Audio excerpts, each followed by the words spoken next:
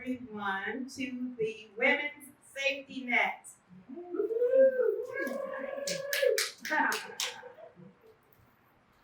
this this opportunity to gather together, to learn, to grow, to become better, right? Yes. To learn how to be safer and the spaces that we occupy is really, really important for us to take this journey together today.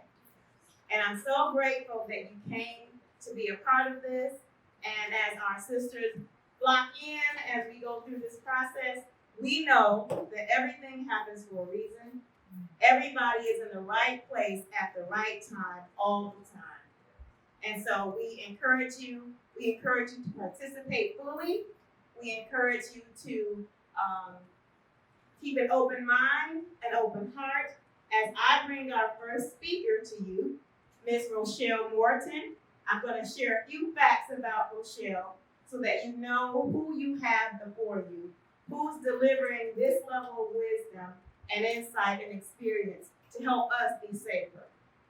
Rochelle Morton is going to deliver for us our personal protection presentation.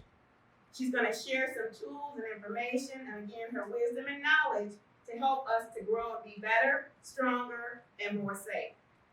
Rochelle Morton graduated cum laude in December 2015 from Northwood University with a Bachelor's of Administration.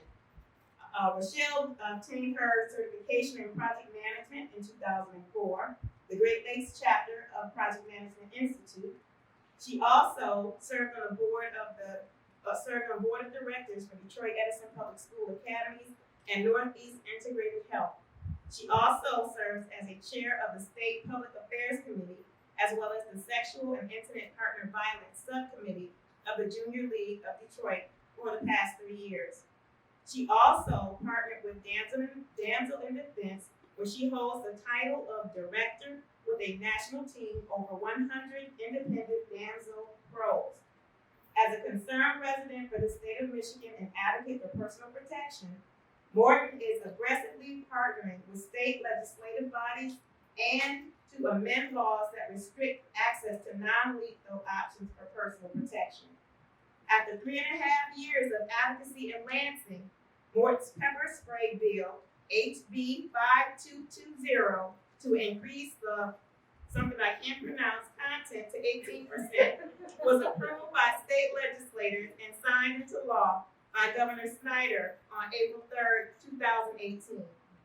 Rochelle has been in this fight and this position to teach us how to be safe, show us how to be safe, and advocate for safety for not just women, but people around the state of Michigan. She is trying to bring the state of Michigan to align with the rest of the country on a lot of the ways that we can use non-lethal ways to protect ourselves. That's very important in this day where you see people walking around with machine guns and such, right? This is a very important stance to take, a very brave stance to take in this environment. So we would like to ask our first speaker, Rochelle Morton, to join us in the room. Let's bring her in with a bang, everybody.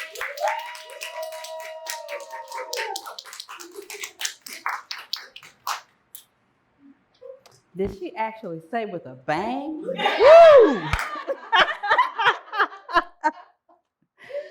Oh, good afternoon. Yeah, it is afternoon now. Good afternoon, everybody. I hope you all are comfortable, as comfortable as you can be.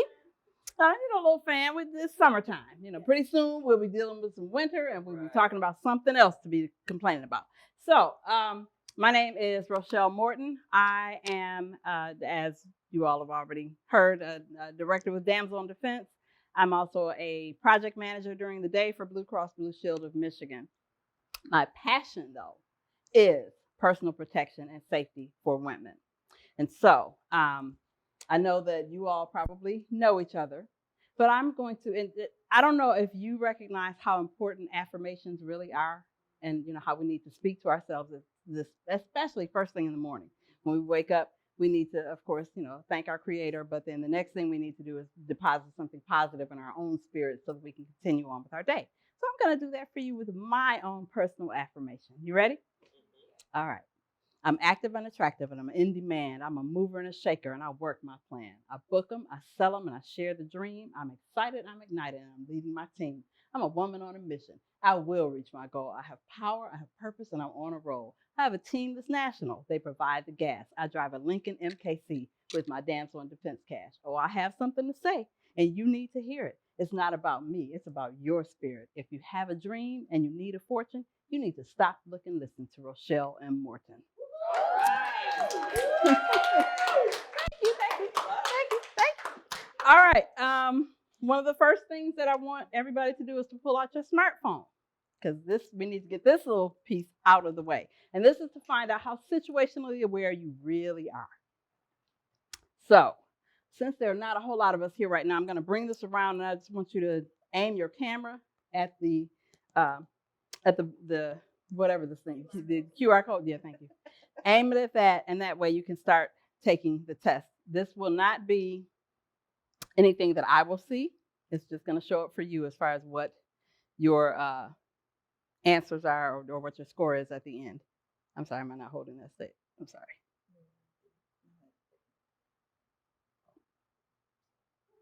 Take it, yeah, like that. Yeah. Got it? No?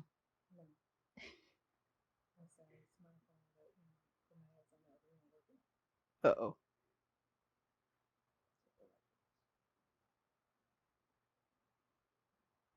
And this will probably take you about 5 minutes.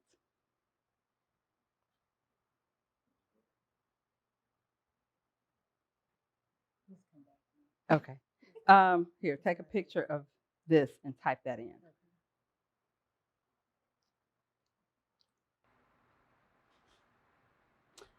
Well, while we're waiting, for those of you who have finished, what did you learn?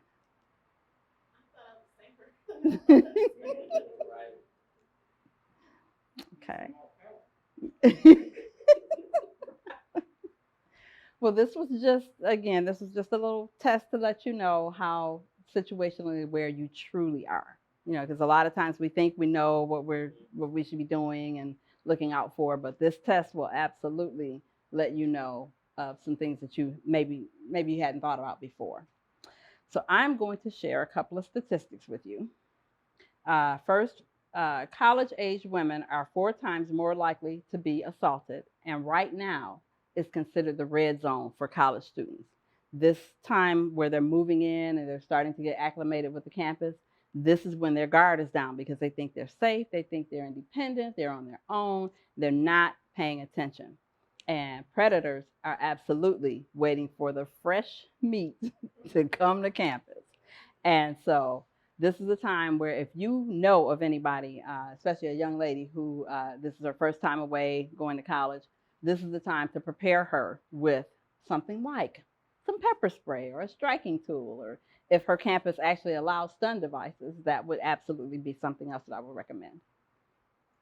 Violent crime happens every 26 seconds, not just a regular crime, but a violent crime.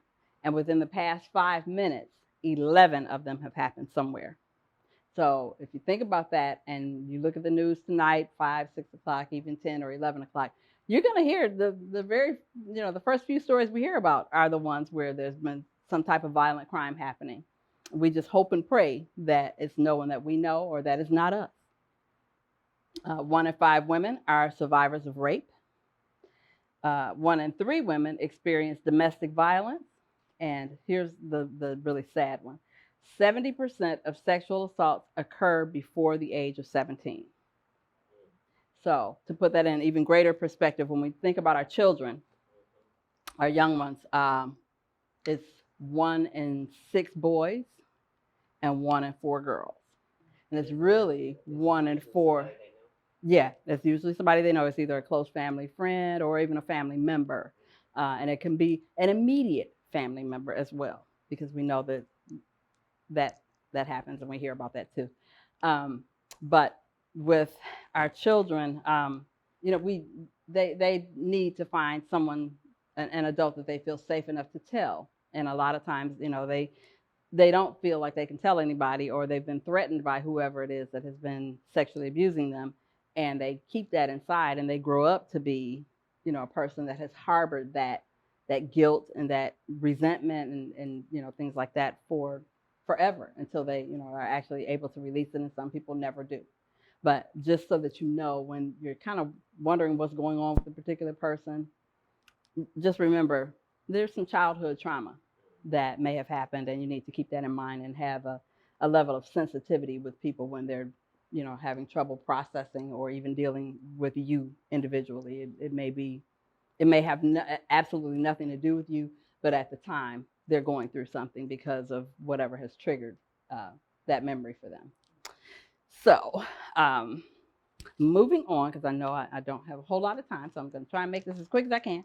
I know we talked a little bit earlier about, we didn't talk, but Heather did mention that there are two laws in Michigan that needed to be changed. One has changed, which was the pepper spray law, but we still have the stun device law that I'm still working on, and right now it's stuck in the Senate. It was passed in the House up in Lansing, but it's still stuck in the Senate.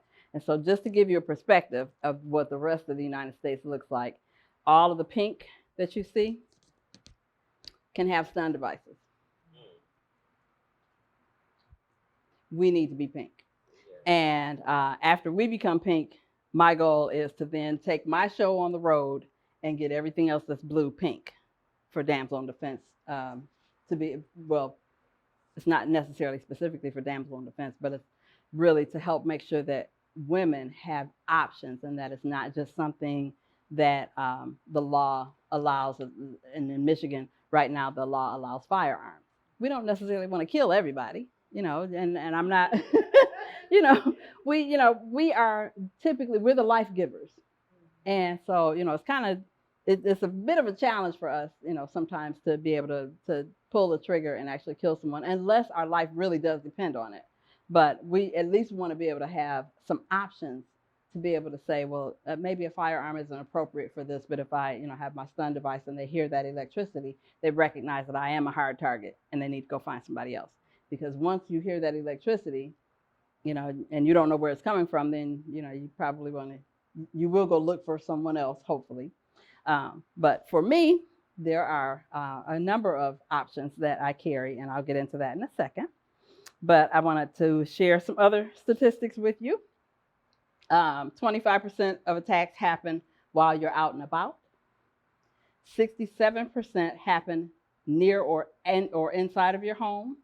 And 8% happen on college campuses, which is what I was talking about a little earlier. Let's see, what else do I want to cover before I get into some real information about products. Who here, does anybody still take a Lyft or an Uber here? Anybody? Every now and then? No? Okay, everybody on their own. Okay, so do you know somebody that takes an Uber or a Lyft? Because I do. But so I'll just share with you a couple of tips on that. When you, and I want you to take this back to whoever those people are that that take Ubers and Lyfts. When you get into the car, where do you normally sit? When you get in that back seat or whatever behind, where do you sit? Do you sit behind the driver or do you sit on the other side? You sit on the other side so that the driver is at a diagonal from you? Okay. Is that pretty much what everybody does or what you would think? Okay, so I want you to shift your mindset.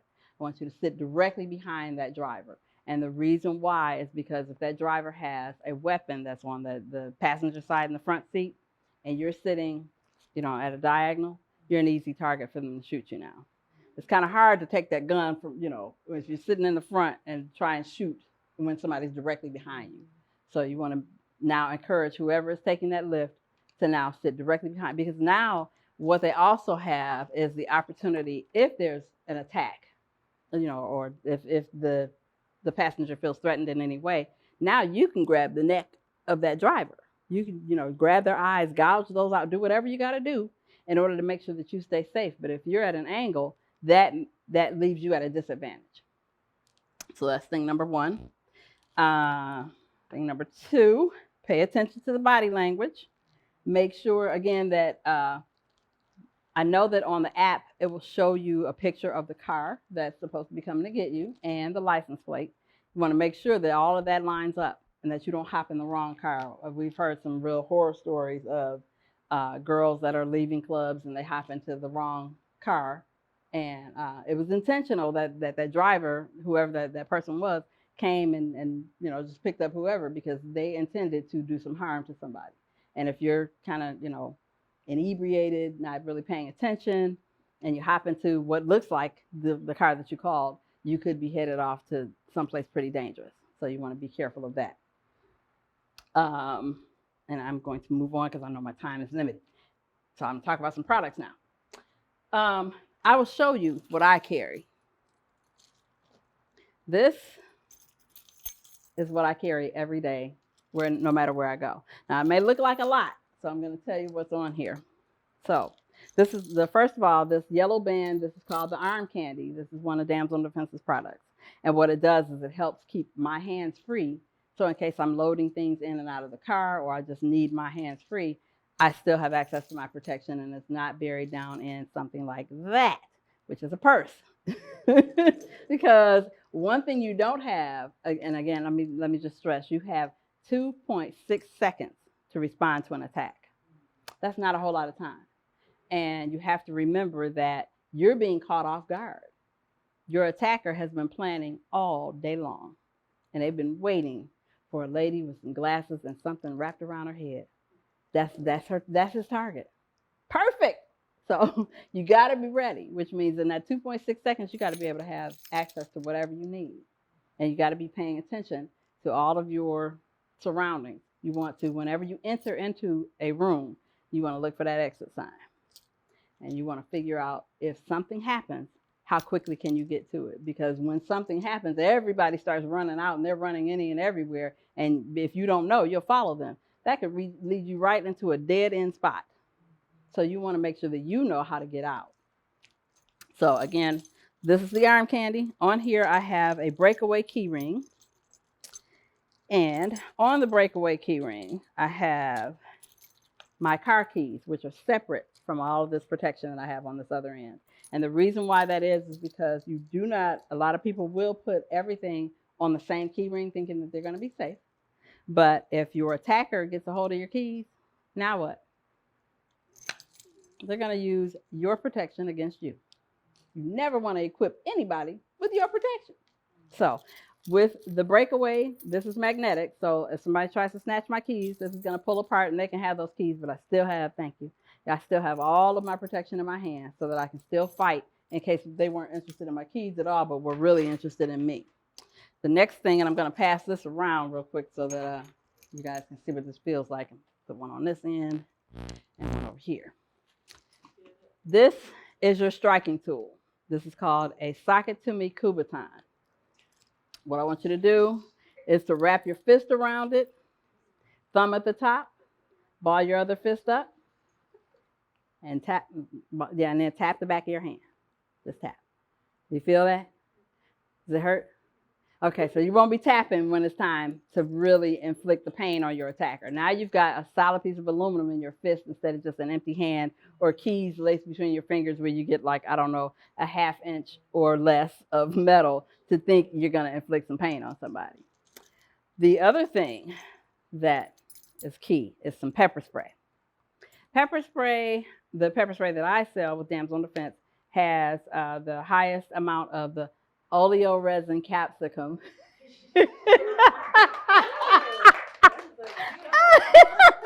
Or the OC ingredient, which causes that burning sensation. In addition to, so I'll give you a difference between this and mace. Mace is typically 10%, which is what Michigan was able to have for a couple of years until I came on the scene and said, other states like Ohio can have 18. I think we need 18. So the 18% is in here, as well as an orange ultraviolet dye. So it's going to change the color of the skin and mark your attacker. And even when that discoloration wears off, if they're put under a black light within 72 hours at the police station, their skin is going to glow. So they've already been marked and identified. And that way, if you can't remember who features about them and you can't really pick them out, that lineup will do it for you, or the marking of the pepper spray. This shoots 16 feet away, and it has a glow-in-the-dark nozzle. It's a fluorescent glow-in-the-dark nozzle, so even when it's dark, you'll still be able to see that nozzle because it's a bright green, just like that green that's on your shoulder. Yeah. So that's that. You want to spray pepper spray in the form of a Z. So think Zorro whenever you spray. Eyes, nose, mouth. You want all of that burning. And then you want to take it down the shirt. Anybody know why we should be doing that? Yes. Yeah, because they're going to want to wipe it off. And so you can just, and with the pepper spray that we can carry in Michigan as residents, it's a ½ ounce. So it's not where you get to use it 2 and 3 times. It's a one-time, use. So you want to use all of it and then spray, because it's going to give you 30 to 45 minutes of time to be able to flee to safety, which is the name of the game. All right. Another thing, how much time do I have left? Okay, all right. This particular pepper spray is a patented pepper spray from Damsel in Defense. This actually has a disable pin. So this goes around your wrist. This cannot go on a keychain. This one goes around your wrist. If your attacker tries to take this pepper spray away from you, the disable pin comes out and this doesn't work anymore. So it can never be used against you until this pin is put back in here. And it's on your wrist, so it's not gonna go anywhere. Who here is a walker or runner? Anybody? All right, so this little glove that I'm putting on, I took the pepper spray out of it, but this is called our runner-up glove. And it's a little difficult for me because my hands are a little moist from sweating. But this has an elastic band inside of here. This will hold, when we're able to, your stun device from Damsel in Defense will fit right in here. That'll hold this pepper spray, or any of our pepper sprays go in here. It also holds that striking tool that I passed around before. That fits right in here too. And so it's just nice and secure. That way your hands are still free as you're walking or running, riding a bike or whatever, but you have your protection right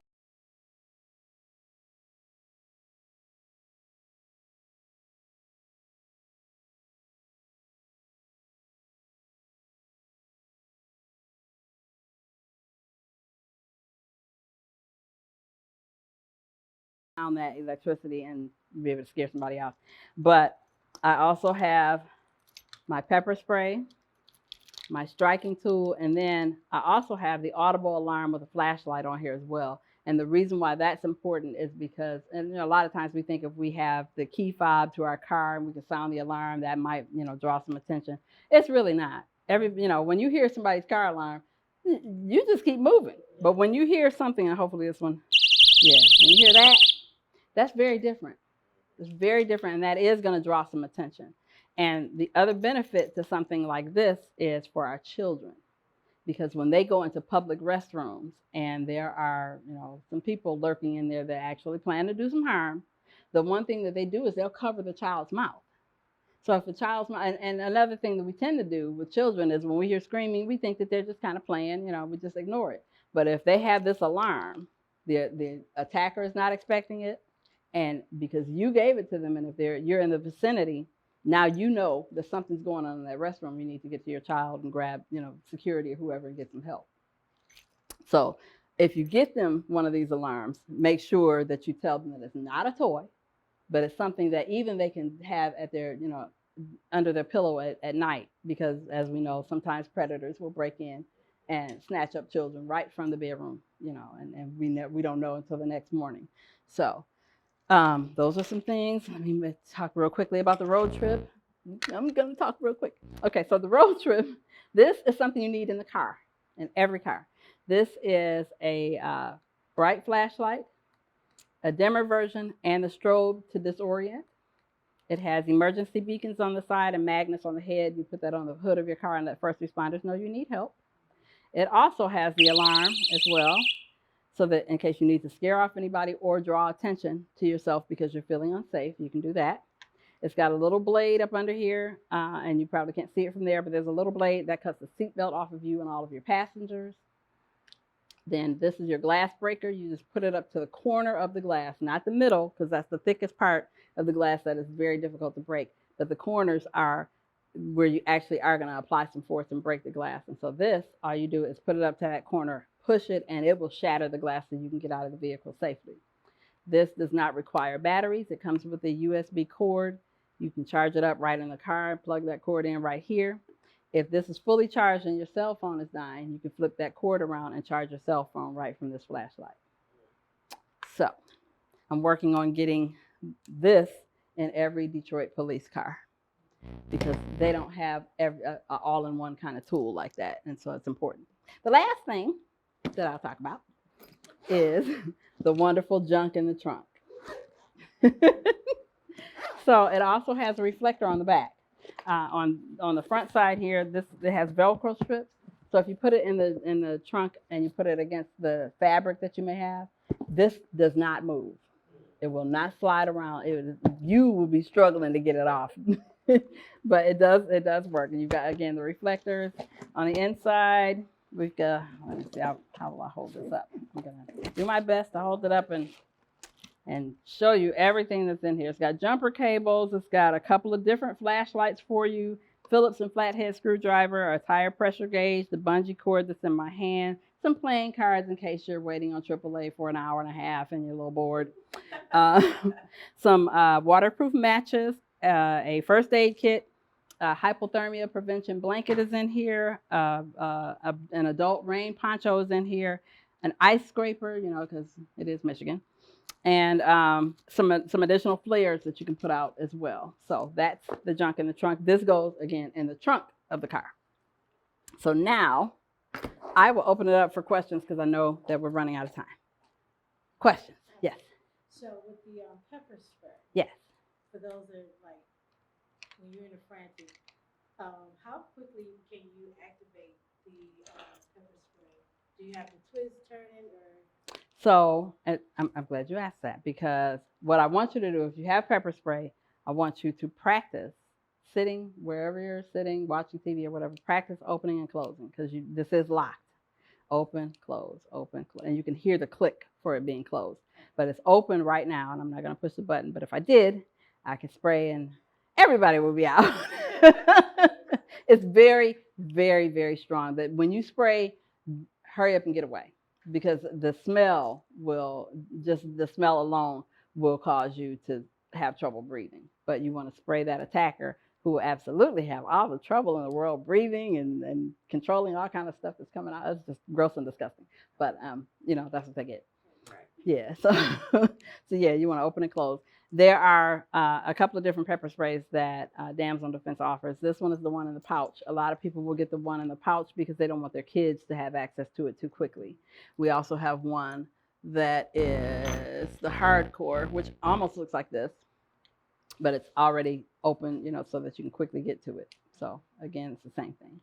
Yeah. So the stuns that are in the book, those are legal? The stun devices? Yeah. No. Okay. No, they're not. And if you would like to help make sure that they become legal, reach out to Mike Shirky, because he's holding up the process right now, like he did a couple of years ago. So yeah, Mike Shirky is the What's the last name? Shirky, Shirkey, and he's over the Senate up in Lansing. Yes. Oh, the Kubotan? Oh, the stabber. Okay. So again, you want to wrap your fist around it, thumb at the top. That gives you the most amount of force when you're striking. And you want to technically go neck and below. Anything neck and above is considered lethal or lethal force. However, I will say that when you are under attack and your life is on the line, you really don't care where you strike somebody as long as you get them off of you so you can flee to safety, because your family and friends are waiting for you to come home. When you said goodbye in the morning, they expected you to come back so they can say hello in the evening and have some dinner. So keep in mind that when you are under attack if your attacker is using their hands to either hold you or do whatever, choke you or whatever, they're leaving something exposed. That's your opportunity because they can't cover everything and still have you at the same time. So that's where you need to take a self-defense class like I did a couple of times. But you want to, if they've got, you covered up here and at least your hands are free, you can drop and, grab and twist and, and that will get the, yeah. Or if you can't grab, that part, grab the inside of that thigh and pinch and twist that meat. That's another pressure point for them. That will have them release. But you'll learn all of that when you take a self-defense class. Question. I'm sorry. Yes, Wayne State University Rape, Aggression, and Defense class. And I'll give you some more information on that. And Krav Maga is another one. I attended an independent film last night about sex trafficking, and they Snatched? Yeah. Okay. And they mentioned about, Michigan and the higher percentage and stuff of our young women and our children.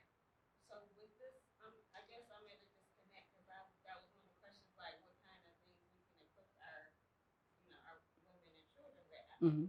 there. Mm-hmm. With those statistics, why is legislation not for having a stun device? So this would be my guess. Number one, They're men. they're men. That's number one, and so they don't feel as threatened as we do. Number two, there are people that contribute to their campaigns that have other things on the agenda, and this isn't one of them. And so in order for a law to get changed, a lot of times it's people like you and I who have to start that process because they're in Lansing and they've promised the world to other people in order to get votes and things like that.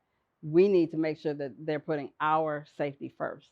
And so if they're in Lansing and they feel safe, they don't know what's going on here and they don't know, how unsafe we really feel. So unless we bring it to their attention and really stress why we need them to change the law, and for me, I bring up things like, if you have a daughter, a granddaughter, a niece, a nephew, mother, aunt, or whatever, they're at home and you hope that they're safe, but you're up here. So you need to think about them as you're sitting in your chairs making these law changes. So. Next, I would like to bring to you Crystal L. Gunn. Crystal L. Gunn is a graduate of Michigan State University. She started her business career in the accounting department at a credit union.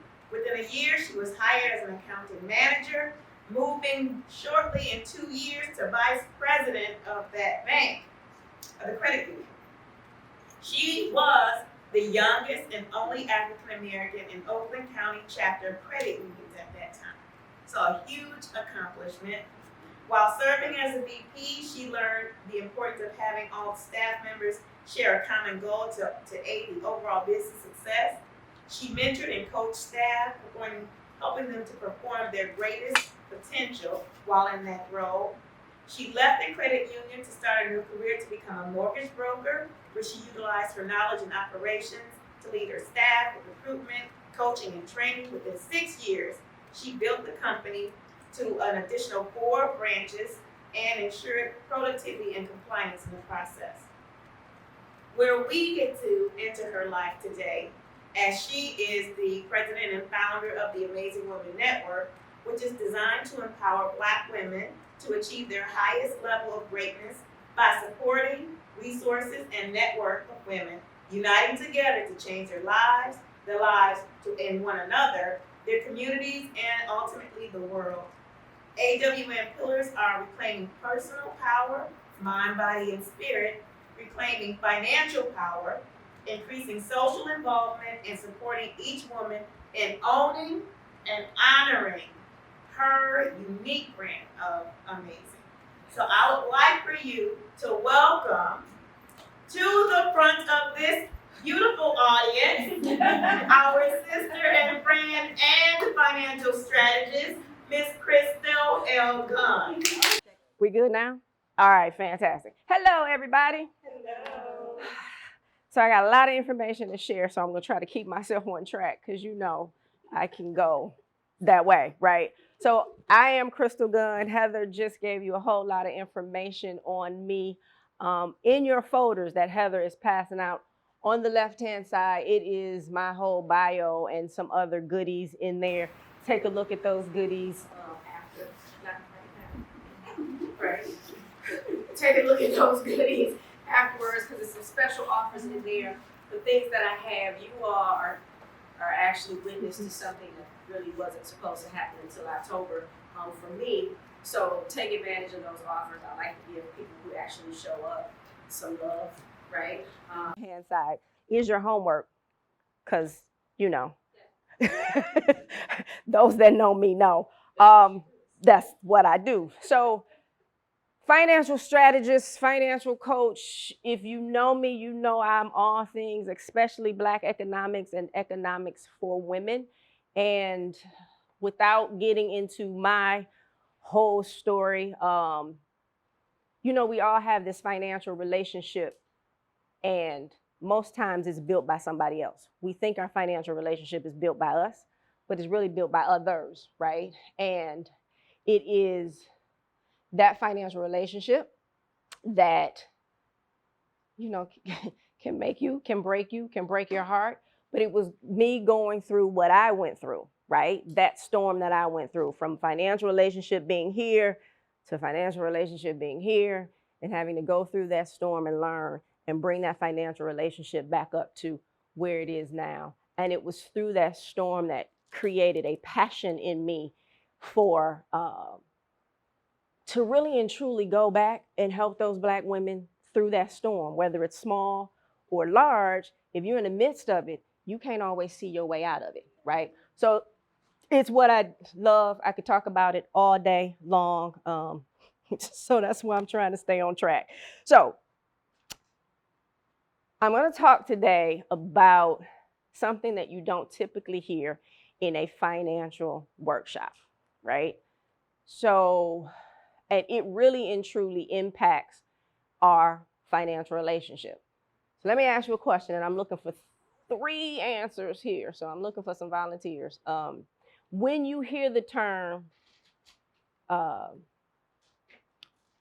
what is the term? God, generational curse.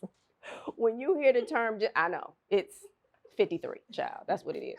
When you hear the term generational curse, what are some generational curses that you usually think about?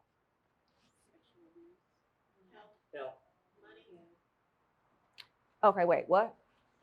Who said? You said. Yeah. What'd you say? Health. Anybody else?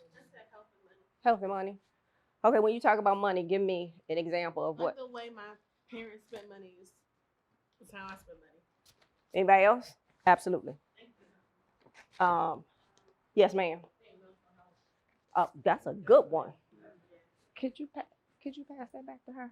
Yes, ma'am. I was going to say, when you asked the question specifically about money, is that I opened a bank account and still have the bank account based on the bank that my parents banked at, and that was it. There was no additional financial information, and it was like, oh, this is my parents' bank, this is where I did my first job.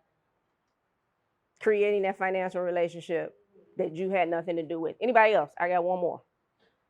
Anybody? Somebody? Yeah. Hey, pretty, where you been today? So in that, you'll find something called, and for those that really know me, when you open it, you're going to be tickled. Flawless funds that you can use towards purchasing anything off of my table today. But yes, so generational curses, right? And when we start talking about generational curses, some other ones that you typically hear, the first person that goes to college, right? And Black folks are disproportionately impacted by student loan debt, right? I mean, it's crazy what I see in student loan debt. And 8 times out of 10, they're not even working in the field in which they have all of the student loan debt in the first place, right? And let's be real, college is not for everybody, right? These millennials are showing you that hand over fist. They are making tons of money with things and opportunities that we didn't have growing up, but that social media, They're doing their thing and they're going out on it. So college isn't for everybody. For those that go, just be careful with that student loan debt. It's killing us. Trying to think of another financial. Oh, buying a house, right? First person in your family to own a home. Everybody doesn't need to own a home. And I know it's some real estate people that are going to say, oh my God, what are you talking about? Again, when you talk about those millennials, right? And they're making money online. They're not going into a brick and mortar place. They may say, I want to stay 2 years in New York and 2 years in California. They don't want to own a home. I do think everybody should invest in real estate, right? So you may not own the home in which you lay your head in every night, but I think you should invest in real estate, meaning you can either own and be a landlord, or you can invest in real estate investment trust or come together with friends and family and buy real estate together, right? So again, those things that they talk about and you're stuck in your mind like, oh, I got to own a home. I got to own a home. Does it really work for you? Do you want that type of debt, right? So it just kind of depends. So you have to always look at who you are and what your specific goals are and not just, right, what someone else says that you should do. Now, I'm going to talk about some generational curses that you probably wouldn't think impacted the way your financial relationship has been, right? And so it's always what we've seen. What? It's also what we've seen, right? What we've witnessed, what we've heard, what we've been taught, plus what's in our DNA, right? We're going to take it all the way back. Let's go back to slavery. And yep, everybody is not a descendant of slave, but even if you're not, it still winds up being in your DNA because we've been programmed based off society, right? And what really is happening is most people, the majority of people, are living in survival mode. Now, I know you're like, well, Crystal, we got to be able to survive, especially Black people right? There's a difference between having survival strategies and living in survival mode. And living in survival mode is impacting not only your financial life, it's impacting every area of your life, right? So let's take it back so we can kind of understand some of those survival strategies that came around slavery, right? They're in your DNA, and where they may look different today, it's still the same survival strategy. So think about the female slave, right? And the slave master would do what? Say it again. All the time, right? She couldn't fight back. She had to acquiesce. I don't want this to happen, but I can't fight back because I'm either trying to protect my children, my position, right? Or just survive, just to stay alive. So now I have to acquiesce when he comes in here again in order to be able to stay alive. So now this woman is living in survival mode 24 hours a day, 7 days a week, right? So it's no longer a strategy, it is a mode of which she must operate. And I know y'all saying, okay, Crystal, what does that have to do with us, right? Let's watch how it walks down through the generations. So come out of slavery. And you've seen it in the movies, right? Now the women are working in brothels. You got pimps and you got madams. Again, she doesn't have her own dominion over her body. But what do you hear? I got kids at home that I need to, what? Provide for, right? So again, she's trying to protect and or save her family and herself, and she's using her body and her spirit in order to do it, right? Same survival strategy, different generation. Then you can go ahead on and come a little further. You got the drug dealer era, right? You got women sleeping with drug dealers and doing all of that for what? Just for the money. Again, using her body and everything about her in order to get money. And then you have the strippers. Now, I'm not condemning anything that anybody does in order to what? Right? However, you have to recognize, again, same strategy, different generation. Using that body again, right? In survival mode, 24/7, trying to get that money, right? Then it went from the drug dealers on to the ball players, the professional athletes. Same thing, same strategy, different generation. And then you have some women who are staying in relationships simply because of the financial security. It becomes the same thing, right?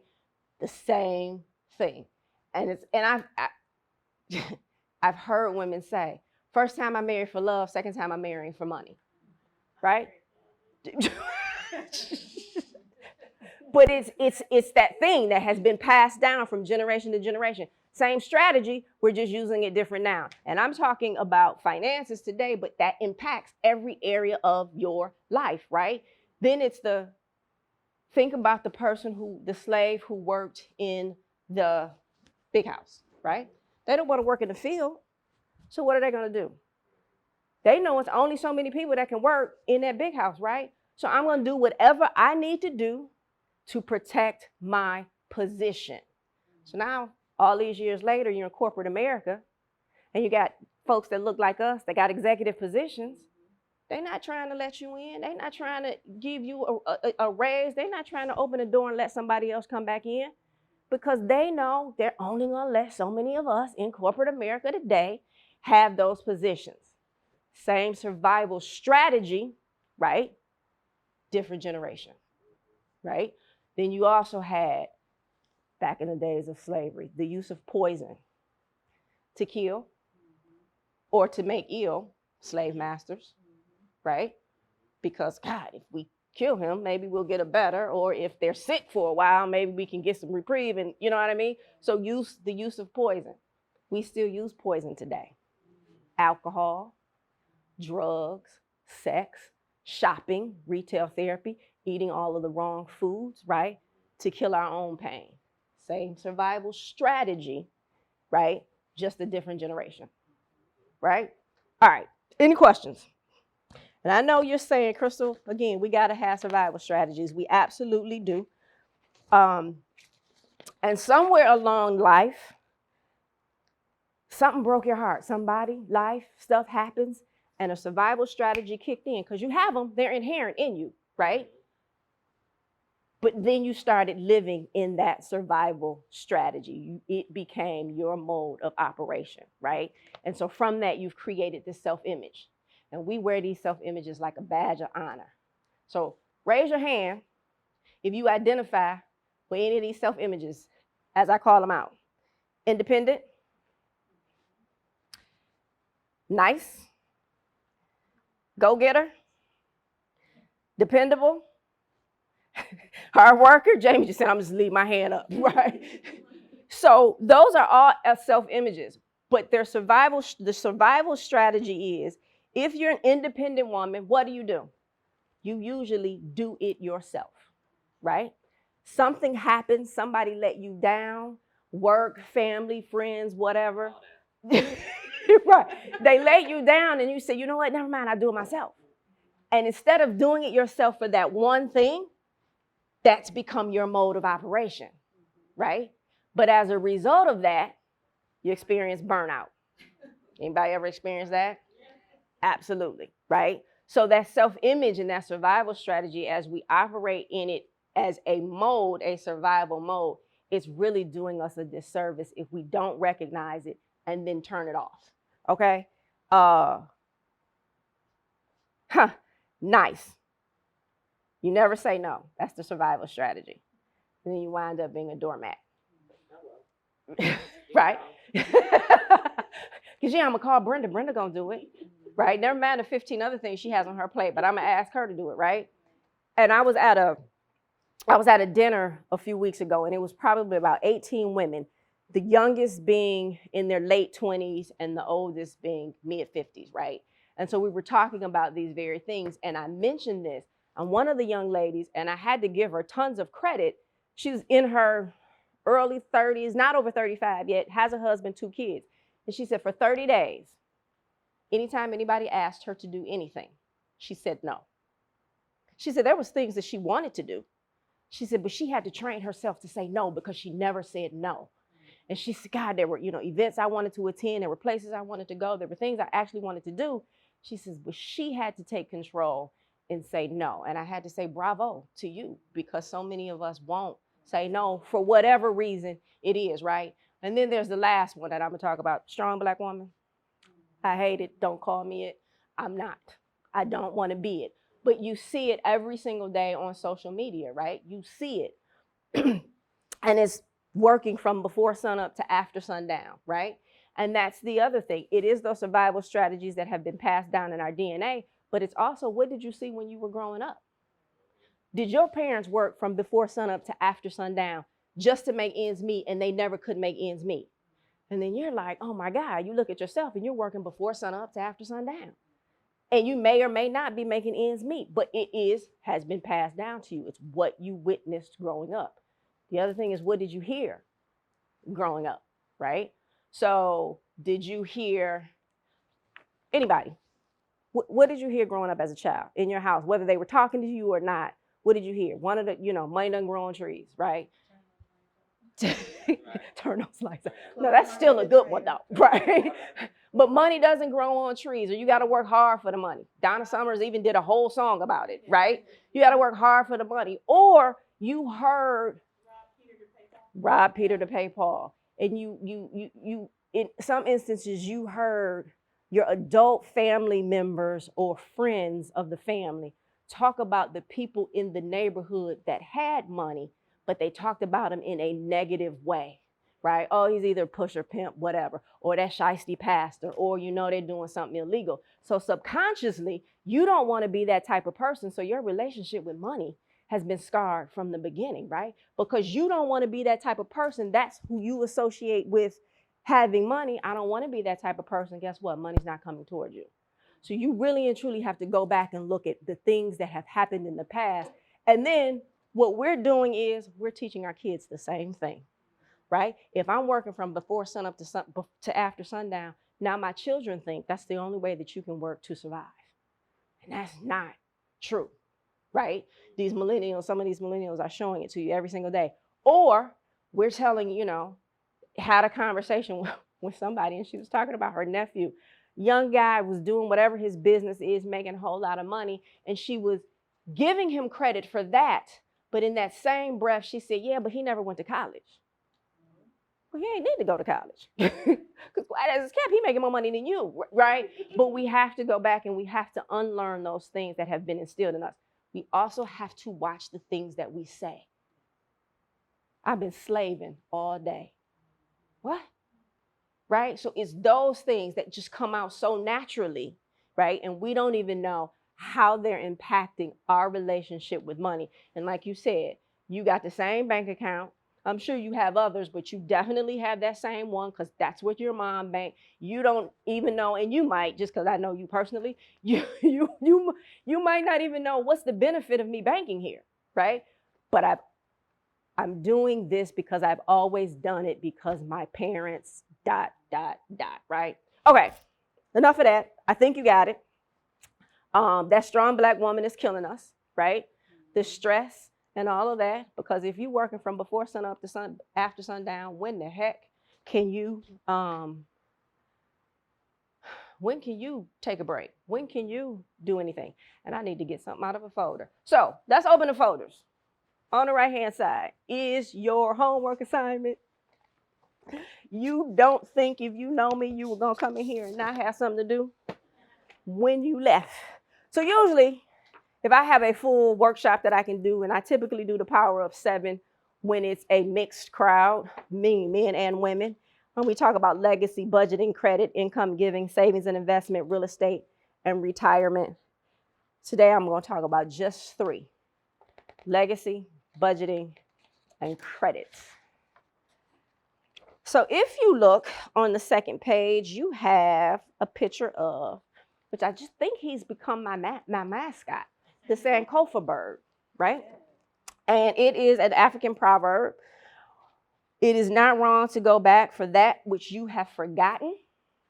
You have to look back in order to figure out what's stopping you from going forward. There are some things, some ideas, some concepts, some beliefs that you have to release in order to make it to your next level of amazing. You have to release the things that no longer serve you. If you don't look back, you never find out what those things are, right? So in order to truly break generational curses, you must look back, discover what you have forgotten, face it, forgive it, and then fix it, this is how you start to heal your financial relationship and empower generations to come. So Heather said, yes, I am a financial strategist. I've done this for years, right? And just decided this year, you know what? Things really aren't getting better. As I look at it, the wealth gap is increasing. It's when you would think we got more opportunity, it should be decreasing. I said, women are still going through the same madness. Let me go in and just officially do this thing and help as many more women as I can. Again, get out of that storm, cut that storm, shorten the length of the storm for you. Because again, when you're in it, you can't always figure out how to get out of it. So legacy. We have to look back for legacy in order to go forward, right? So typically when you work with me, we figure out, do you even want to leave like a legacy? Like, and why is that important to you? Because there's no need to talk about something that isn't important to you. And if it's not important to you, we need to figure out why, especially if you have children, right? But what I want you to do when you leave here is write out all the things you heard about money and people with a lot of money in and outside of your home while you were growing up. If you have siblings, call your siblings and have that conversation with your siblings and see, because then you can kind of look and see how something is impacting you today, right? You can figure it out. You'll be like, that's why I do what I do. That's why I operate the way that I operate, right? And then also write out how you saw your parents work to earn money. Did they barely work or did they work long hours? Did they have a career or did they have a lot of jobs? Look back at that. It's important, right? And then write out the financial patterns and beliefs you have that are similar to what you heard and saw growing up. It's going to start to make sense. What do they say now? Make it make sense. It's going to start to make sense why you operate the way that you operate. And then you get to look at, well, what am I passing these same things down to my children? And now what do I need to do in order to break that generational curse so we can start to see some different things? We clear? People in here do a budget on a regular basis. Be honest. Would you say somewhat? Somewhat is better than not at all. Most people don't. So bravo to those that do. Most people don't. And the worst thing that ever happened to individuals was that debit card. Because people say, if I swipe it and it happens, oh, okay, I got the money in it. And never mind that those bills that are coming out and need to hit tomorrow, and now you don't have enough money. So budgeting is important. And understand when you work with me or anytime that I'm workshops or whatever, when we're looking at a budget, I'm not telling you to go on a diet and eat carrot sticks and celery every single day, right? You still have to live, because if you go on a diet and eat carrot sticks and celery every day, and you come off that diet and I haven't shown you how to eat, right? All of the stuff is going to come back. Same thing with the budget. If we cut out everything that you do, if we haven't taught you how to use your money and how to use your credit and how to do all of these things, right? Then the moment you've reached whatever, I need to save this much money, all those old habits come back, right? So print out your bank statements. I know we do all banking online. Actually print out the statements. And then, you got questions? Oh, okay. And then 5 different color highlighters and different color ink pens. You want to highlight the withdrawals based on the following criteria. Creditor payment, and these are the loans which are reported to your credit report by creditors. So auto loans, installment loans, student loans, credit card debt, mortgage loans. Highlight those in one color. In another color, highlight your other monthly expenses. And these are the items such as rent, if you don't own a home, DTE, cell phone bill, cable bill. This is not shopping, right? Groceries, not eating out and going to restaurants and fast food, but actually you've been to Aldi, Kroger, and Meijer and bought food. Highlight that with another color. Self-care, which I think is extremely important. So hair appointments, manicures, pedicures, massages, therapy, personal coaching, that gym membership, that personal trainer. Highlight that with another color. And then savings and investment. And this is the money that you set aside outside of your 401k, right? So now that direct deposit or the money from your business has hit your account, and then you take that money or some of that money and buy some shares of stock, put it in a self-directed IRA or in a money market, right? So those savings after payroll has hit. And then every other withdrawal is the last color. And every other withdrawal would be shopping, right? Movies, trips, restaurant, fast food. And then you get to look and see where you're spending the most money. Or you get to look and see, where can I redirect? Okay, over the last 2 months, we spent $1,000 eating out. I'm not saying don't eat out, but could you cut it to 500? And if you cut it to 500, you can then redistribute that other money. I might pay, $150 off of this debt. I might buy a couple shares of stock in something, and I might put, $100 in my self-directed IRA. So don't stop, again, celery and carrot sticks, right?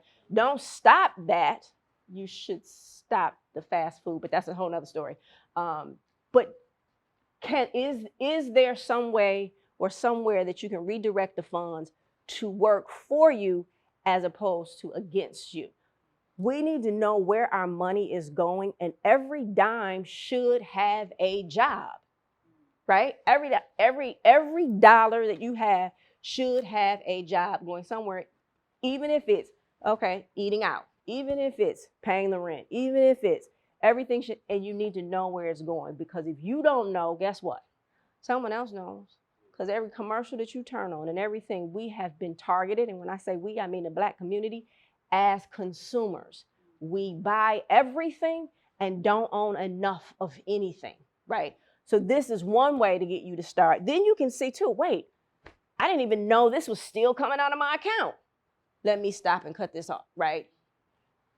And then, when you work with me, we discover what your current budget is. We create a realistic budget with intention, meaning, again, not celery and carrot sticks, but you being able to live the lifestyle, but also being able to put money aside so that you can further continue to live the lifestyle. And we watched what happened last year. Whole bunch of people lost a whole lot of jobs, right? Some of them have thrived, and even without the help that came, the stimulus and all of that, right? Some people just had a hard time because they did not have, and not everybody, right? But those things that you hear all the time, emergency funds set up, right? So we're not doing things intentionally with our money. Credit, last one, next page. And yes, I do credit repair, and we do credit builds and all of that, right? And this is the very first step that we do ever. And I look at credit reports all day, and it amazes me, the things, but we don't go back, and because we're not taught to go back and review your credit report, you're going to go to annualcreditreport.com, and you're going to print out all 3 of your credit reports. They're going to tell you, no, just print out 1 so you can save the other 2 for the rest of the year. Print out all 3 because you need to know what's going on right now, right? And then you're going to highlight or circle every old address, old phone number, old employer, names that are incorrect. You want to highlight all of that on your credit report. And then you want to send, and the letter is on the last page, you want to create that letter and send that letter to each credit bureau, having them remove all of that information. One, it no longer serves you. If there's credit repair that we need to do, this is the first step. It's going to make credit repair a whole lot easier, right? But also, you just don't need that old information lingering on. And think about it. You're going to find some information that doesn't even belong to you, especially if you have a common name. James Smith probably got a whole lot of James Smith stuff on there that doesn't have anything to do with this James Smith, right? So you're going to look through that, and you're going to get all of that updated. When the credit bureaus remove it, they will send you out a updated report letting you know all of the stuff that has been removed. You want to send your current address and a copy of your ID, and maybe even a utility bill along with that letter. Mail them, they have 30 days to update it, so you'll get that update in the mail.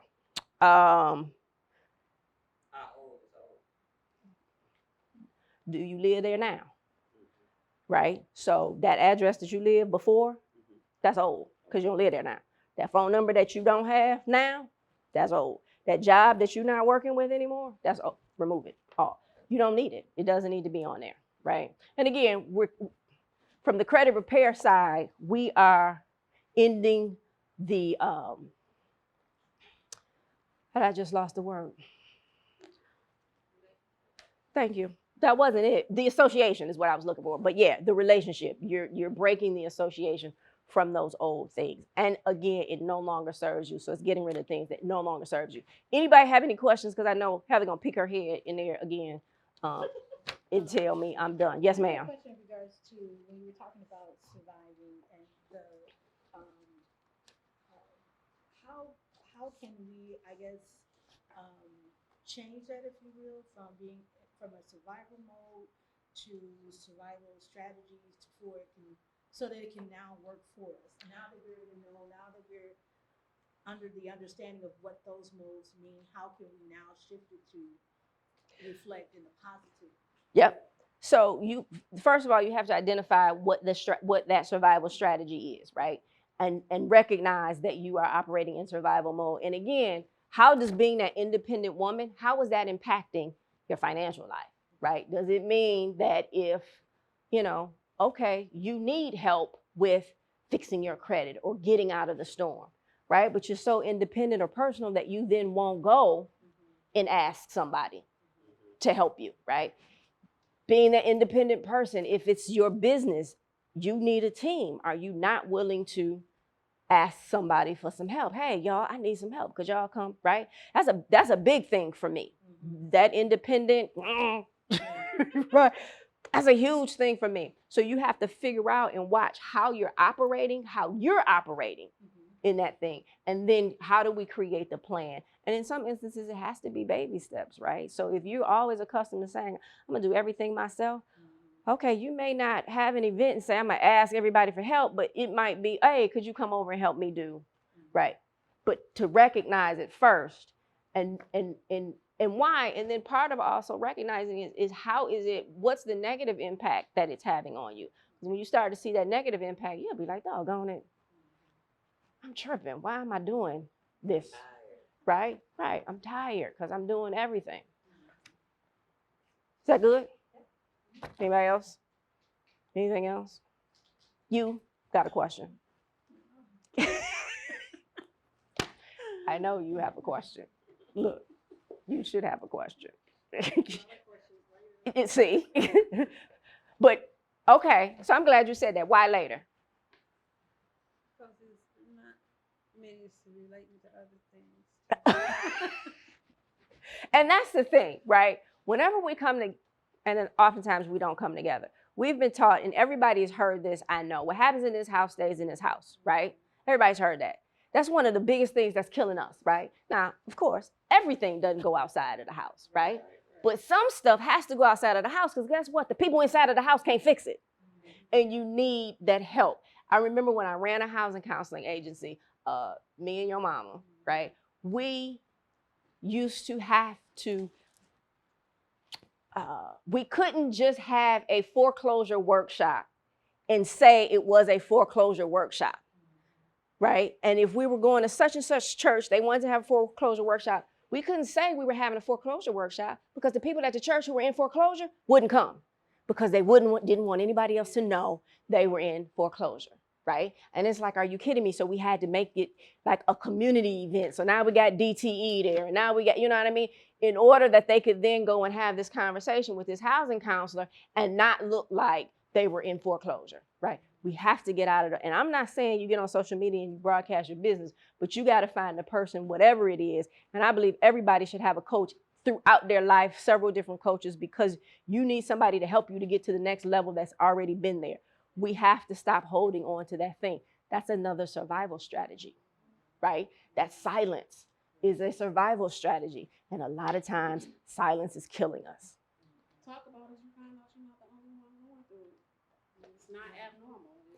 Listen, it's definitely not abnormal. It's more, when I typically do workshops, and it's usually, we have more time, I always do a survey. It's an anonymous survey, but I always want to know who's in the room. And every single time, there's going to be somebody in the room that makes over 6 figures. There's going to be somebody in the room that makes less than $1,000 a month, probably on Social Security or Social Security disability, right? There's going to be people that own homes, and there's going to be people that are homeless. And when I say homeless, I don't necessarily mean they're living out of their car or they're living out of a shelter, but their name is not on a lease or on a mortgage. They're sleeping on somebody else's couch. I need to stay here for a minute, right? There's going to be somebody there that has over a 700 credit score that's always like, you know what? I need to know, how do I get my score over 800? I'm going to this workshop. There's going to be somebody there with less than a 600 credit score. Every single workshop, every single time. So you're right. It's not, it's more of the norm than you think. I remember working with a guy actually who worked for DTE and made like $150,000 a year and had the worst credit ever. And I had to ask him, I said, how is it that you make this much money and you're missing a $27, you're late on a $27 credit card payment? And his credit wasn't talked about when he grew up. He was smart and he got to this position to earn this money. And I always say, I don't care if you walk into your job tomorrow and they give you a $50,000 raise. If you were living paycheck to paycheck prior to, you're still gonna be living paycheck to paycheck afterwards because you haven't changed your money relationship. You haven't changed your finances. You haven't changed your mindset. So yeah, it's far more normal than you could imagine. And people just don't like that. They rather you think that they're okay and have money, again, survival, right, than to actually get help. Yeah. Y'all good. Y'all gotta come over to this table with those flawless funds. We got some stuff happening. 40-day workbook for women, and then there's financially flawless questions. The couples edition is over 70 questions in there with you and for every stage in a relationship with somebody that you have. You all should be having those financial questions. Even if you're not in a relationship with somebody, you should be answering those questions for yourself.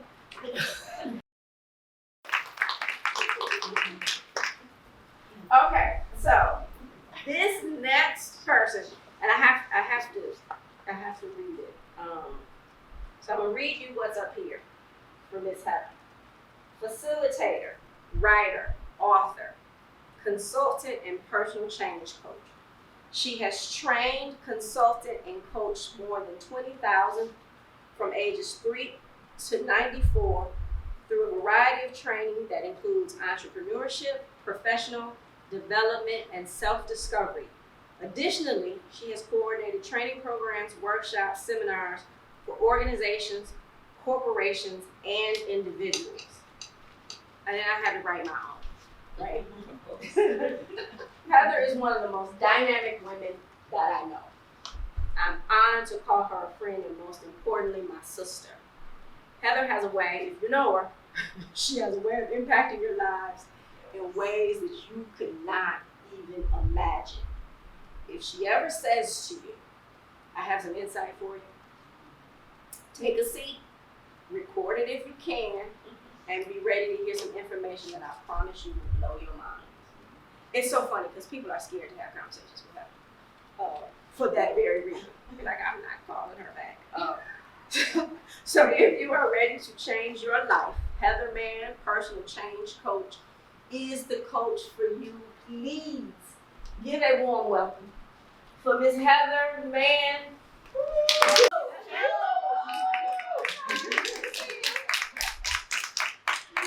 Thank you. I want to make sure first, before we get started, that everybody has this.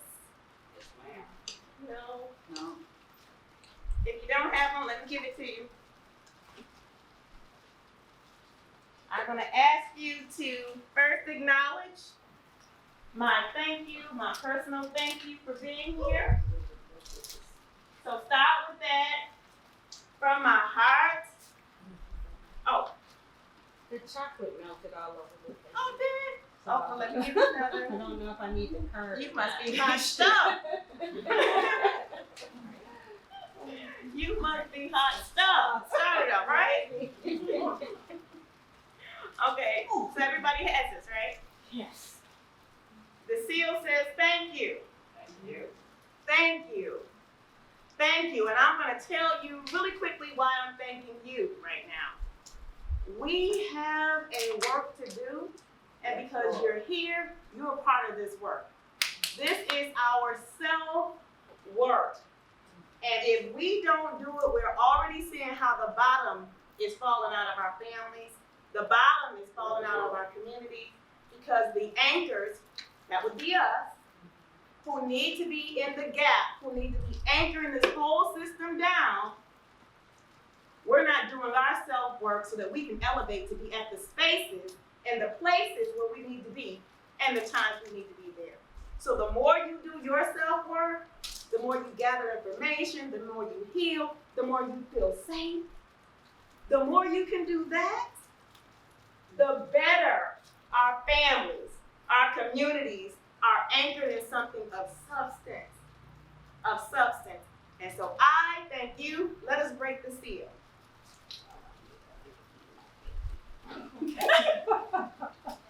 So those are kisses. They're very, very healthy dark chocolate kisses.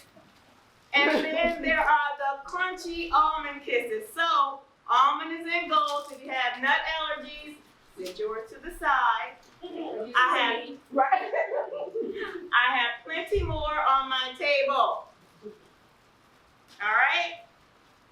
Okay, so today I am going to talk about our spiritual faith. But I'm going to do this in a way that shifts the perspective a bit. I want to start off, I want to tell you or ask you this question. What we have as women, and I'm going to talk about the collective we, which is one of my favorite things to have this dynamic conversation with women. Do you recognize places in nature where women gather, where women lead, and I'm talking about animal species, if you will, insects, right? Do you know of animals, insects, things in nature where women anchor the ecosystem? Any thoughts? A honeycomb? Yep. Any other places? How about the lioness? What are Leos? No Leos in the room? Unbelievable. Okay. You guys aren't Leo? You're a Virgo? Oh, you would be saying. Are you a Virgo too? You're a Okay, so the Leos, we got one represented, thank God. Because if you have a space and you don't have a Leo in it, it's lacking something serious. I'm just gonna put it out there like that. So if you can think about the pride, right? The pride is held down by the lioness. The lion has to, he needs the anchor. So who's feeding the community? The lioness. Who's hunting? The lioness. Who gathers together and pulls everybody together, including the cubs and the lion? The lioness, right? So we see it in that one, right? So I am here to represent a different ecosystem. I am here to represent, what am I representing, good people? The honeybee. Yes. Okay. The honeybee. These are our sisters. And I know they can be annoying, right? We were at an event on Saturday and my partner that was there with us at the table was whacking the bees and they just kept coming for her. So I was like, honeybees. that's not the honeybees? The yellow jackets and the other things, honeybees, they busy pollinating. They are. And so what I want to share with you, however, we're going to use them as our anchor system today. We're going to talk about some parallels between their collective we and our collective we. So their primary role is to survive, reproduce, and the process of their reproducing, their process of their gathering together, their process of doing their purpose work. Do you know what they do? They help every other species and every other ecosystem live. If it wasn't for them pollinating, cross-pollinating, the byproduct of what they do is help all of us survive, because if they disappear, the whole system, the family, the community, all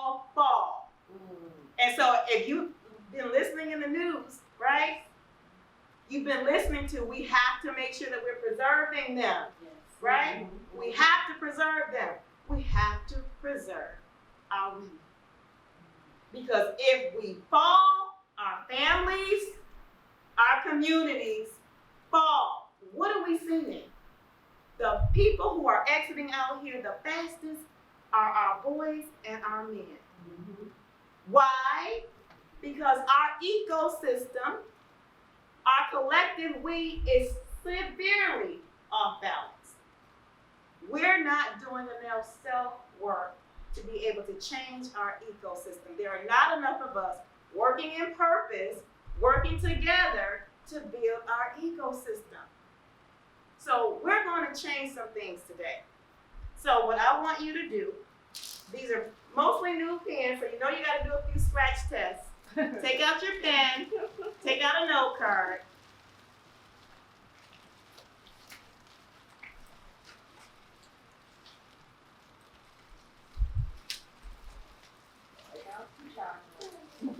Right, and if you need a kiss right now, take a kiss. If you need a deep chocolate kiss, get your kiss right now.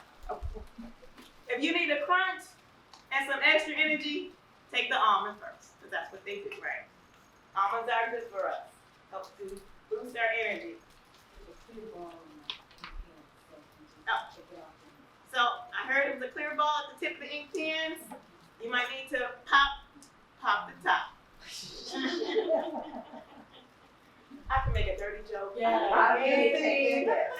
I'm trying to keep it clean for being recorded. I'm trying to keep it clean for the straights, right? All right, so are we together? Yes. What I want you to do on this card, I want you to make sure that you leave with 5 things that you can do for your restoration, for your purpose work.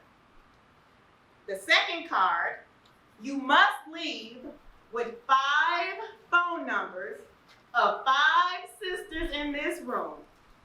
You must. And I'm going to show you how to know whose number you need. Okay? So we are talking about shifting our perspective. So we're going to shift our perspective. I want to share something with you about an experience that I had that completely blew my mind and has taken me over 15 years to process. When I started my journey, and this is my journey of recognizing my purpose. One of the signs or one of the gifts that was given to me is the cardinal. So those of you who know me know how I feel about the cardinal. Those of you who have your own cardinal experiences, it's much the same. The cardinal is our guide, our spiritual guide, is our confirmation. It is our direction saying that not that way, this way. And they will show up. What's beautiful about it is they show up and they sing to you. They show up bright, so you cannot miss them.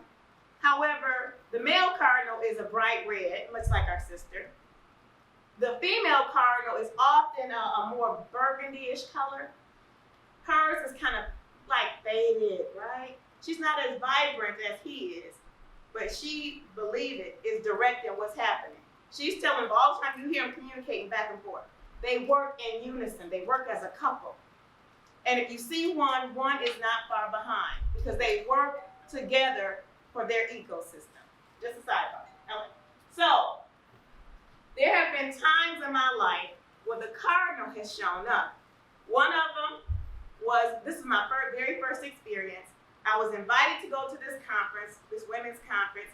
I was kind of like not really feeling it. I kind of got there and I was like, I don't want to do this. Y'all know this feeling when you get somewhere and you get that, I don't really want to do this. I really should just go home. I'm not feeling it. I could be washing dishes. I could be doing my taxes. All the stuff, all of the reasons why we shouldn't be where we need to be, right? That's the first sign you should be there. Very first sign. Because what's happening is that the old part of you that is going to gain from the environment that you're about to go in is hesitant and feels that change coming. So what we do is we like, no, we hesitate. Because it's the fear, because you are gifted with a sixth sense. You have a level and a deep intuition that tells you what is what and when is when. We tend to ignore it, which is one of the reasons why we have to go the long route instead of the short route.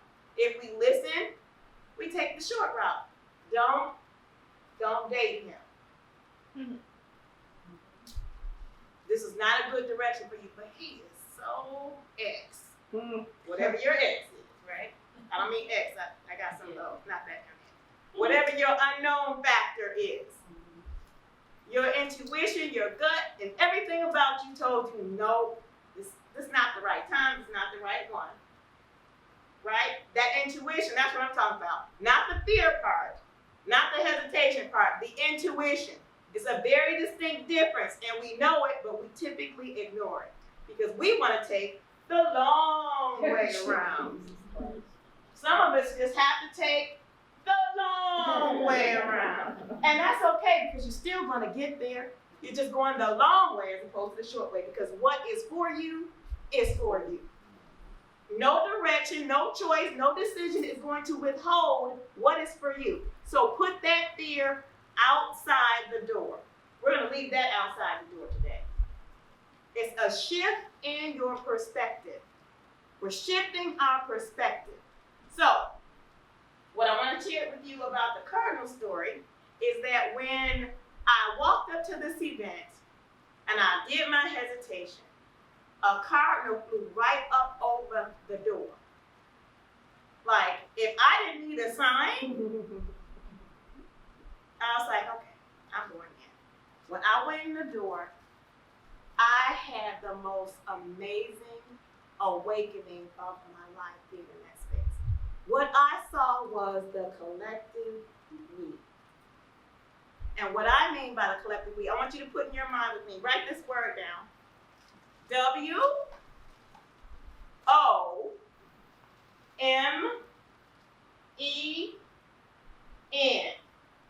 Now we're going to change the perspective on this. I want you to write it down again. W, a big W.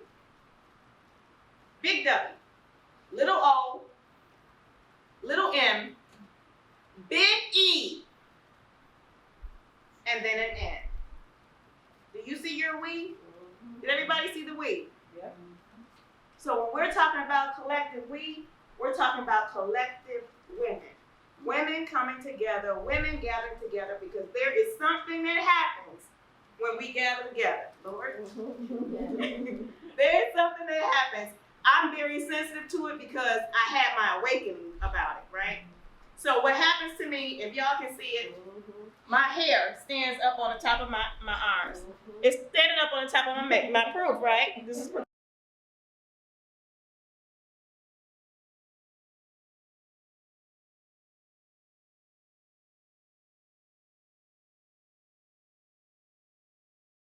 It happens to me when I'm surrounded by energetic women.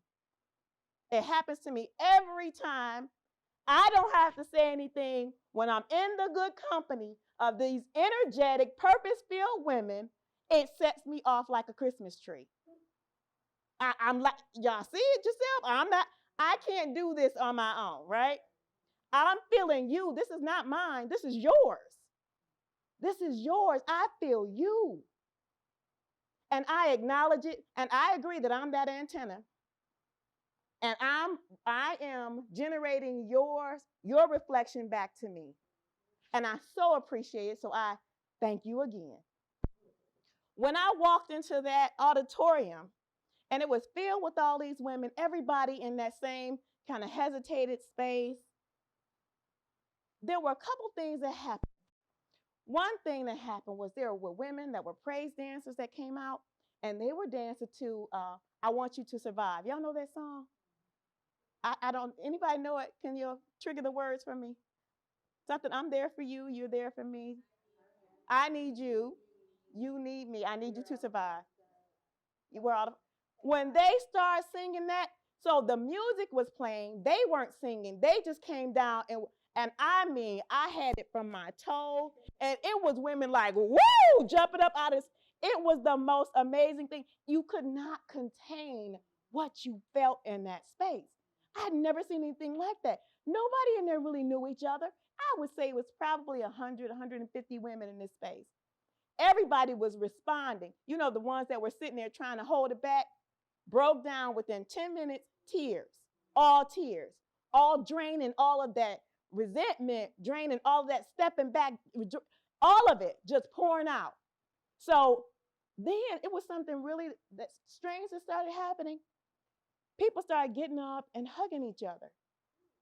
They started hugging each other, and I was like, who is taking pictures of this? This is a sacred moment, blah, blah, blah. And it was nobody taking pictures. It was an electric spark coming off the people who started hugging each other. It was sparks, flashes. And I'm looking at like, oh my God, is this really happening? I am seeing this. So I'm like, is anybody else seeing what I'm seeing? They were feeling it, but they didn't see what I saw because my gift was different, at least for the people I talked to. I'm not going to say everybody there didn't see it. I saw it. And I saw the deeper meaning of the collective we. That when we come together, we have this energetic spark. When you're working together on a project with a group, you're putting together an event, you're doing anything like that, you start to feel that charge. Now, maybe it doesn't come out with, there it is again. It doesn't come out with your hair standing up on your arms. We call this goosebumps, right? Right. But there is something that feels so right, so comfortable, so in the flow, right? You feel that flow. If you haven't gotten there yet, that's okay too. What that means is you need more of this. You need more experience. You need more time. You need more clarity from your collective we. And so that means you've been doing this too long. No, I'm not gonna. No, I'm not ready. No, not this time, maybe next time. We've had these experiences.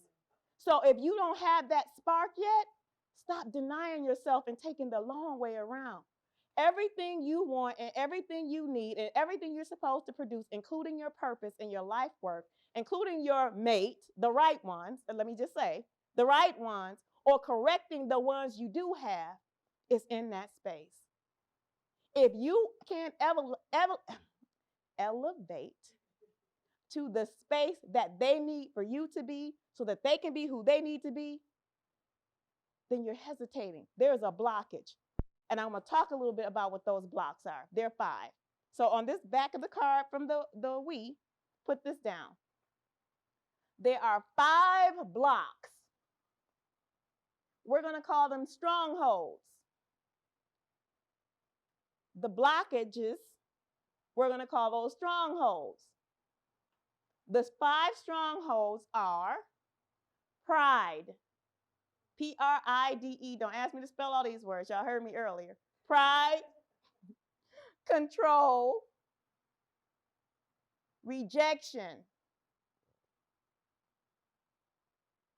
abandonment, distraction. Is that 5? Thank you. Pride, control, rejection, abandonment, and distraction.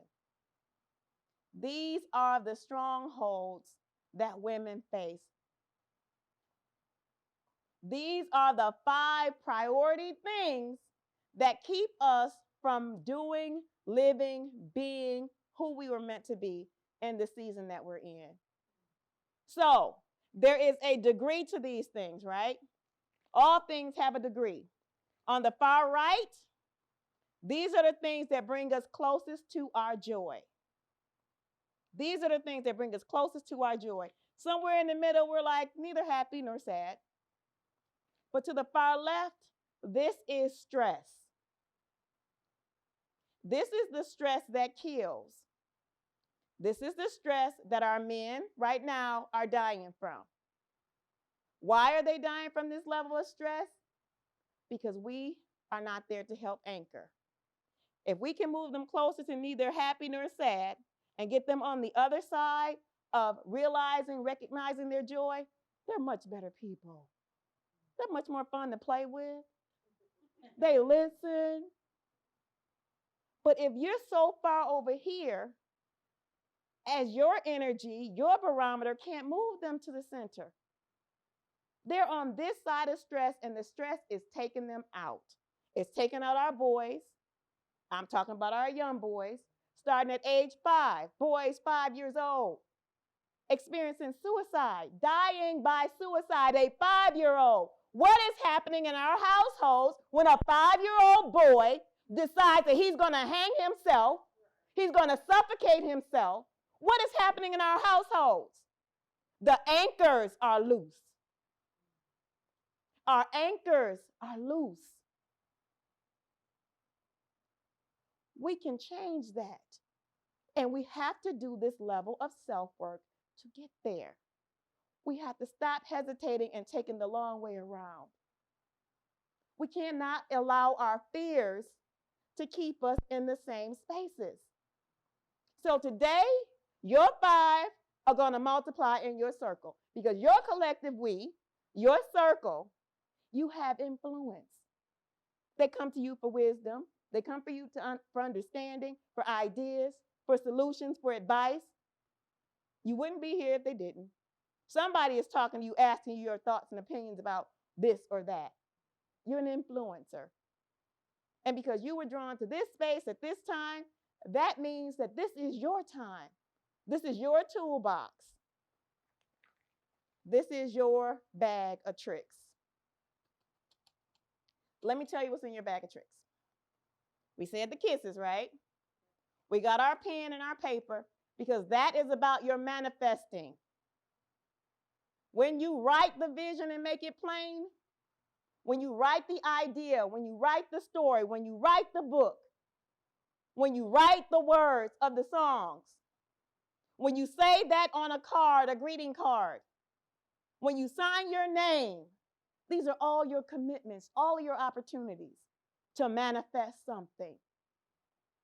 You're going to manifest something when you put your name to it, when you put your word to it.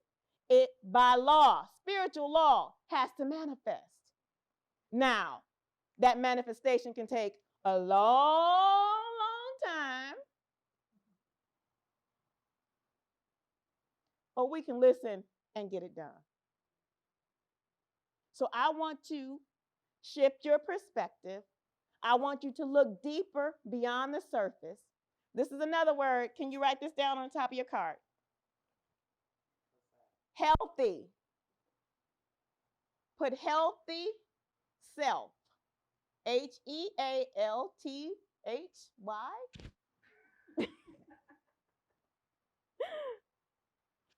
Healthy self. Okay? Changing perspective, right? All right. Now I want you to write H under that. I want you to write in big letters HEAL space THY space SELF. What do you see? Shift in perspective. Shift in perspective. How do you get healthy? Heal thyself. Shift in perspective. Shift in perspective. What we're going to do is we are going to tackle those strongholds and the safety of this environment and the safety of our collective we. So I know some of you are like, oh God, what are we going to have to do now? She going to make us get up. She going to make us do something. And you're all right. You are all right. So what you see around the room, like from here to here, you see colors. I want you to go and stand next to the color that draws you the most. So we have orange over here near Inspire. We have yellow over here near Crystal. We have green over here near Inspire. We have red over here near Flowers. And then we have blue over here next to the whiteboard. Make it so, number 1. Let's go. Yeah, keep your cards and your pen with you. Go with what resonates with you. Find your color. Go with what resonates with you. Find your color. Everybody's a new Crystal. Crystal, you drawing everybody? Look, can you turn it down so people can have a true? No, I'm just joking. Well, no, I'm not joking, but you know what I'm saying. Like, I don't know.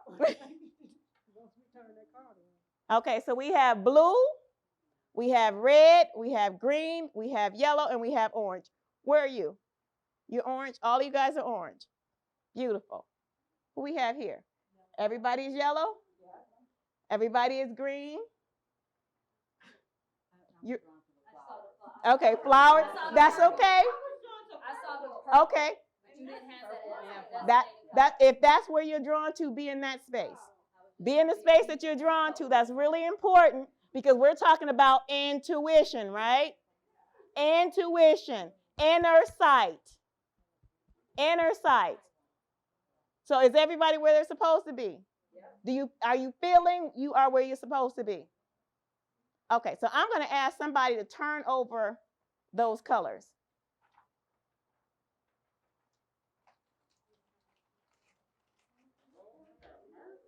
Your stronghold. Ta-da! Your strongholds.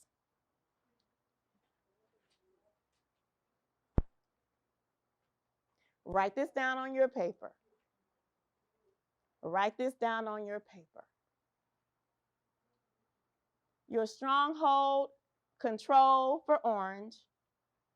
Was that rejection for yellow? Abandonment for green, distraction for red, and the people who are drawn to the purple. So when we talk about your intuition, there's an intellectual process that we try to use first to reason it out. The second process is our intuition. Our goal is to shift that. We intellectualize, analyze everything all the time because we have to. When you're really drawn to make a decision, have an experience, you need that secondary. You need your intuition operating, not your intellect. Because your intellect, you can overanalyze something and miss an opportunity, which is okay because why? Because you're just taking the long way. If you're tired of taking the long way, then use your intuition and go direct. Intuition cuts out all the BS. It cuts out all the stuff that come against you where you're in that space. It only comes against you because it's designed to show you you. Because pain is a motivator. When you get sick and tired of being sick and tired, you go willingly. So how we're going to fix these strongholds? Control. Tell me something about control. What do you guys think about control? How do you feel like it happens in your life? No way, nobody else's way. It's your way or my way. Okay. You guys agree with that? No. Okay. For me, I have to have all the details before I do something. I need all the details. I need all the details, Okay. or I'm not gonna do it. I need all the details. Okay. You need all the details. Okay. Is that true for you guys too? You need to have all the details? No, Okay. What's yours? mine is I have to have, I wait to see if anyone's going to make a move, Okay. and then I execute, Okay. absent of anybody making an action. Okay. So you do it out, which typical control people, intellectually, we do it out of the need that it has to be done, right? So that's like your first draw. The second is, now what do I feel about it? What am I trying to control? What am I really trying to control? So that's the second question you got to ask. Because so this was one of my major ones. Mine, let me put your spirits to rest about this. We have all five operating. We're talking about priority, how we operate most of the time. Yeah. So I fluctuate between control followed by, oh, no, not rejection.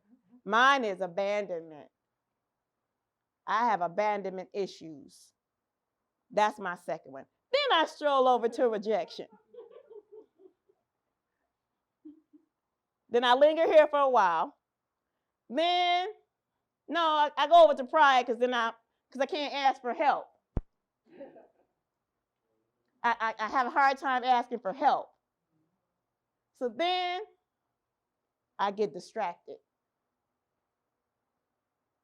So we're going to talk about how to move to shifting our perspective.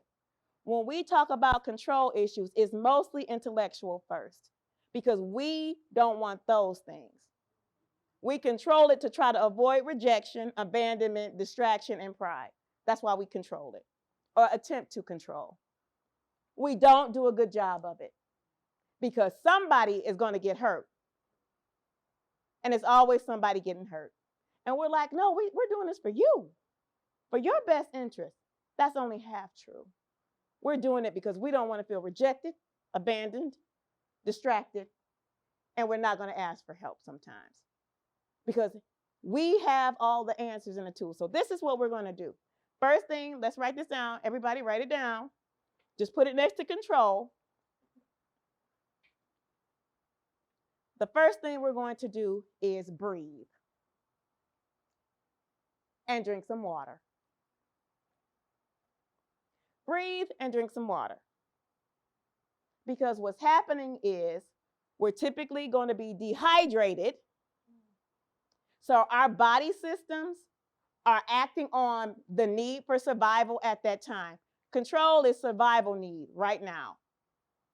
I'm going to grab it, I'm going to run with it. So we got to breathe because we need enough oxygen to go to our brain and the rest of our body because when we're making these choices, we have to remember it's not just us.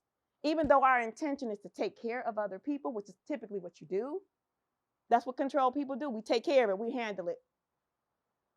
So water, breathe. Next step. The next thing you want to do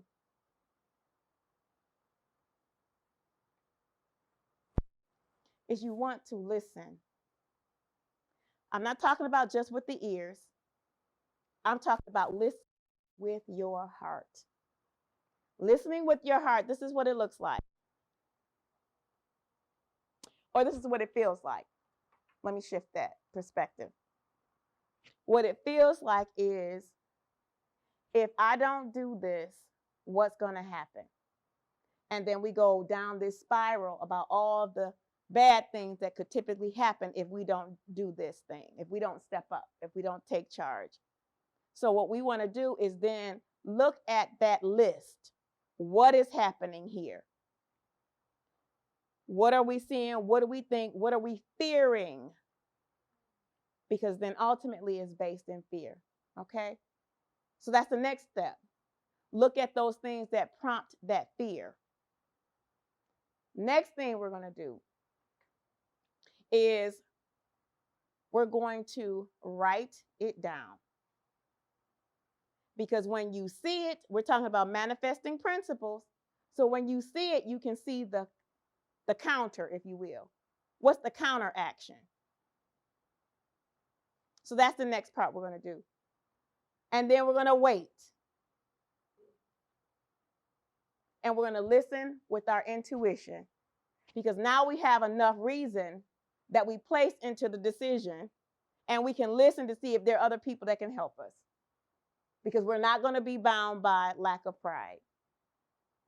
Because sometimes you need wise counsel, right? All right. Rejection. What are we afraid of? What's the fear in rejection? We don't belong. It's a part of that our ideas aren't valued, that somewhere we lack value. And we're scared that somebody's going to say it out loud. So if we're afraid to hear it from somebody, let's look at ourselves first. First thing we want to do is we want to write. No. Let me go back because we want to do what first? Breathe and water. We want to flush out all negative ideas and toxins. They got to go. They have to go.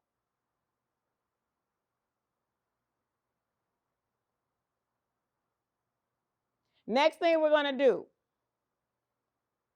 is we're going to recognize that it's a fear.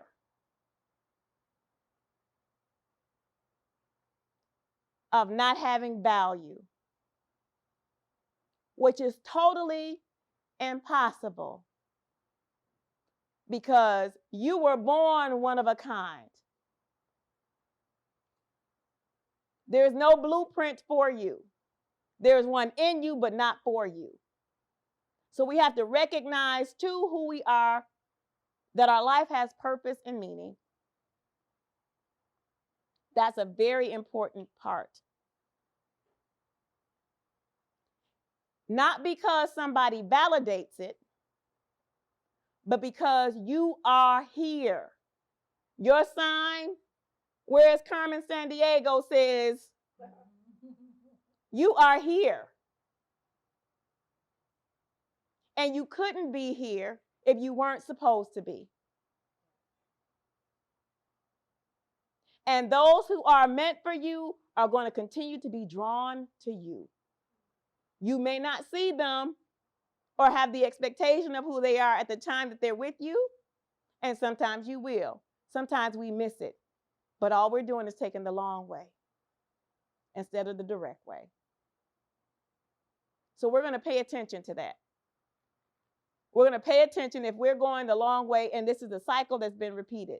And where is it repeating? Is it repeating in our relationships? Is it repeating with our kids? Is it repeating in our education? Is it repeating in our self-care? Where is it repeating? So identify where it's repeating so you can change the narrative and the perspective. Change the perspective. So I'm going to go over here to my favorite space in abandonment. So I've been married 3 times. I was divorced the first 2. So my issue of abandonment was real because my first husband and our relationship, it was almost as if one day he just said, I'm out. And I'm like, but why? What? Can't we go to counseling? Can't we work it out? What? You need time? You need time? Okay, take all the time you need. But in all of his time, he still left and left me with unanswered questions for a lot of years. So now in my head, everybody is going to leave me. And I'm not going to know why. If I don't know why, I can't fix it. I couldn't fix it because I didn't know why. I didn't know what. And so, of course, it took me back. It took me some years to get through this level of abandonment. It's still there. It's one of those places I revisit like rejection. I do revisit it, but I don't live there anymore. My name is not on the rent or the lease in that space. I passed through it because I had to deal with me, and I had to drink more water, and I had to breathe more because I kept holding on to those toxic thoughts. It's going to come back. Somebody's going to leave me. My son's going to leave me. All of these thoughts about being abandoned, I had to come back to those. And as I come back to them, once I have my water, once I start breathing, I'm like, oh, okay, been here, done that. So what do you need to do? The next thing after the water and the breathing and the recognizing that this is a place that I keep revisiting, but I'm not staying there this time. How do I move out? How do I move on? So one of the things I do is I up my self-care. I up my self-care, my level of self-care. I'm going to somebody's workshop, somebody's book. I'm calling some mentor, somebody help me to navigate that space. Get out of my own head, release my toxic thoughts. Why am I afraid? Next step. What is it in me that I have an issue with people leaving me, even if they're making their transition out? My first issue with abandonment, when I was going through my first divorce, my best friend died, giving birth to her son. Complications from childbirth. She was the only person in my mind that could have helped reconcile my marriage, helped me reconcile my marriage. So I lost 2. I lost him and I lost her at the same time. And I felt abandoned. I felt my family, they did all kinds of interventions. I tried counseling. I tried therapy. Let me say I tried therapy. And there was no answer there for me because I could not let go of my toxic thoughts or the thought of losing them because I felt like I lost something. Like when they left, something in me was gone too. I didn't have the perspective to shift to even see that this is really a cycle of life, and what they had for me, they gave to me. They gave me what they had. I took it as, what's the rest of it? Where's the rest of the stuff you were supposed to give to me? You're mine. You're my best friend. You're my husband. It was a possession. So the next thing I had to learn was that I don't have the right to possess. I don't have the right of possession. When you start to possess people and things, you think you have the right of possession. And guess what? It leaves you faster. It can leave you faster. Because the objective is not for you to have somebody or someone else as a possession. It is that you have been entrusted with them. You have been entrusted with that gift. So therefore, if you don't use it, you lose it. You have been entrusted, not entitled. Very big difference. So I had to learn that I was entrusted to them and they were entrusted to me in that season. Because when I tried to possess them, guess what? It wasn't there. That helped me and helps me to continue this walk through abandonment. I don't have to have the rights of entitlement or possession. I don't have it. Next thing, distraction.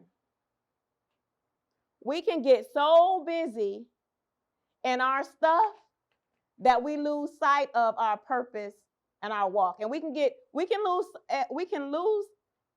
lose ourselves in doing good. My husband says that a lot. Good can be a distraction too. Good can take you away from your purpose because good makes you feel good. Good validates you. So when we're distracted by something, we're typically missing that opportunity because we're looking for the validation sometimes. For me, when I get distracted, what takes me off course, it makes me feel good to do this and to do this. And I'm supposed to feel good, right? But feeling good is not the motivation. Purpose is motivation. Life work is motivation. Love is motivation. Anything done in love is never wasted. Nothing done in love is ever wasted. It's a vibration that reverberates across time and space. That's why we are required to love who? One another and yourself. Everybody. Because that vibration reverberates across time and space and is never wasted. And that is what we can use to change. So with our distraction, what we do first? Drink water and breathe. And then recognize that the goals that we're setting, the expectations that we have must be realized, not just the good feeling. Because the good feeling feels so good. It feels so good. I'm supposed to be doing this all the time, every time. It's like orgasms. You're not supposed to have them all the time, right? Okay. Distraction. Just joking, right? No. So the idea, though, is that we recognize it. We have to recognize the goal, the purpose, the life work, and the good. Because sometimes doing your purpose work don't feel so good. Anybody agree with that? Where the purpose-filled people with this life work, this calling on you that get hard and you want to throw it away and you want to quit and go under the rock. That's me. Call me Rocky. Because sometimes I do. I don't want to have to tell women this stuff. But if I don't want the consequences of not sharing what was given to me to share. I don't want that. I've seen that, done that. I don't want to walk around with a big boot on the side of my head. So if y'all see me with a boot on my head, y'all like, she's not doing what she's supposed to do. She's not saying what she's supposed to say. So this stronghold is huge. The strongholds are huge. It is what is blocking us from our blessings, our next level, and what's happening in our community. Because enough of us, our collective we, are not coming together, not using our intuition, not living who we are supposed to be living on purpose and in purpose. Our season is now. This work is now. If you are facing pride, your inability to ask for help, get help, yield. Yield. You're going to keep taking the long way away. We want the direct path, not the long one. It's taking too long, like this workshop.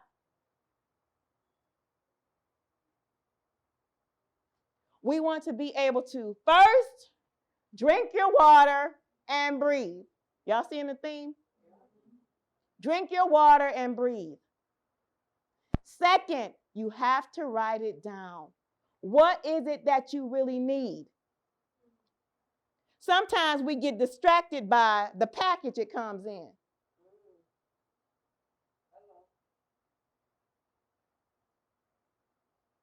Our help is our help when it comes.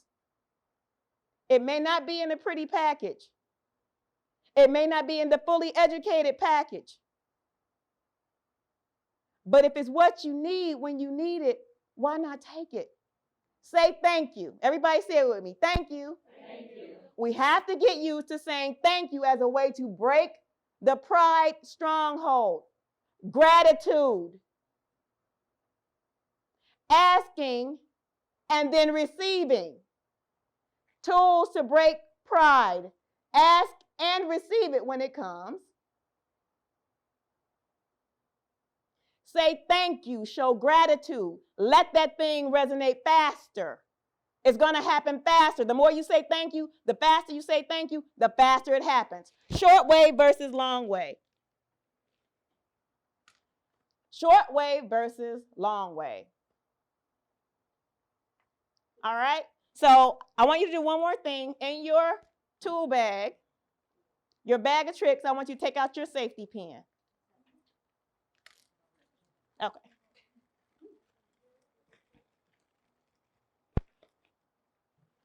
Thank you.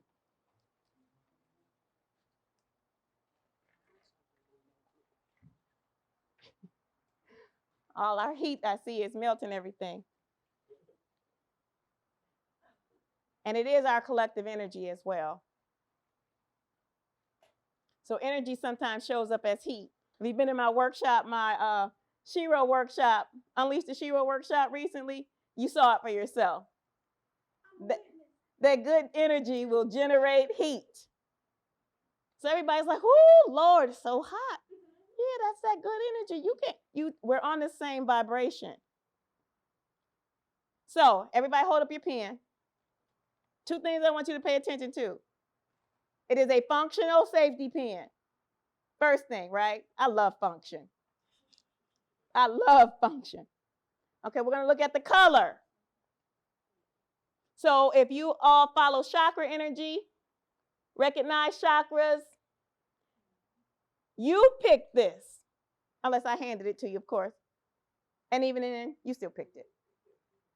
Because nothing happens by coincidence. If you have a blue safety pin, your safety zone is around communicating, sharing, talking to people. This is your gift. This is your ability. This is what you're supposed to be doing. Do it. Do it. Stop holding back. Your voice has to be heard.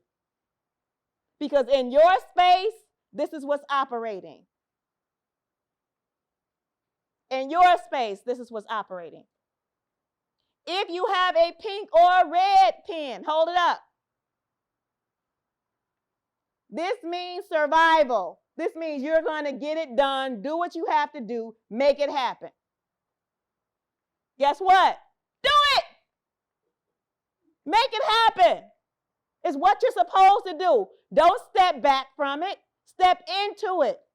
It's what you're supposed to do. So I said blue pen, red and pink pen. Unlock it. Unlock it. Open. Open up. Anybody have purple? Where are the purples? Purple. Purple is about your spirituality. Get back in touch. Stay in touch. Your God center, your crown is opened, activated, connected. Everything and everybody is connected to you. This is your safety. This is where you operate. This is where you should be operating. It's where you belong. This is where you start that journey. This is where you start that process. Where are the yellows? Yellows, power. Power. It is your solar plexus, power. It is the chi energy. It is where you get your strength.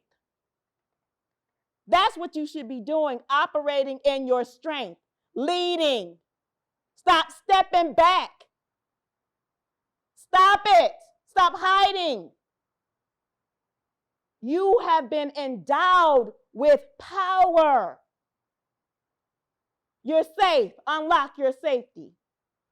Take the safety off. So what I want us to do is when you get your 5 ladies' numbers, you're going to start with the colors. First thing. Second thing, you're going to start with the colors here. So where you were standing, you should have everybody's number. Before you leave, it's a safe space. Safety. Open up your pen. Connect. Question? I just wanted to make a comment, because I looked at the other bag with the chocolate melted all over the card.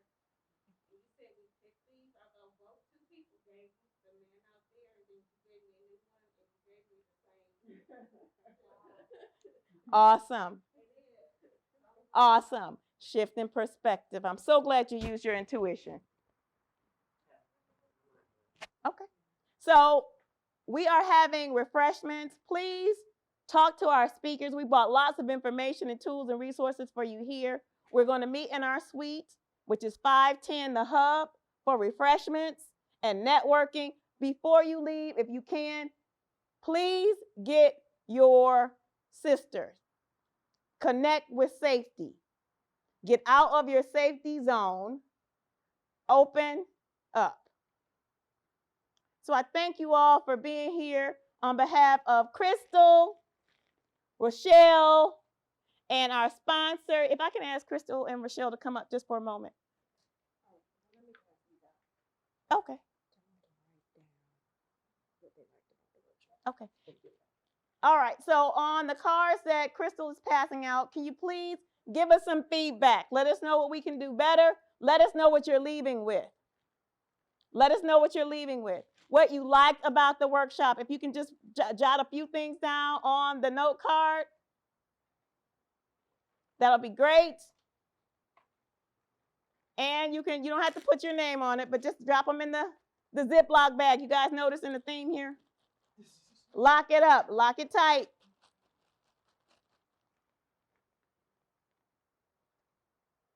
All right, so just a moment.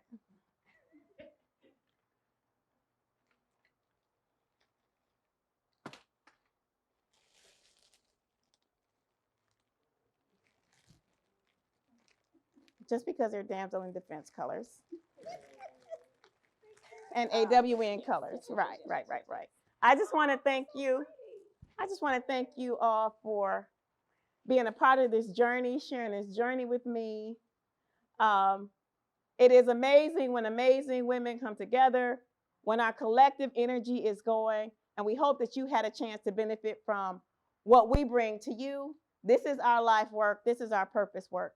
We encourage you to do yours, live yours with the same zeal that we do, because we know what we have, and we know that we have some things that you guys can use that could help us be stronger, better in our families and our communities. Our collective we is powerful. When you get back to your circle, please shift the perspective.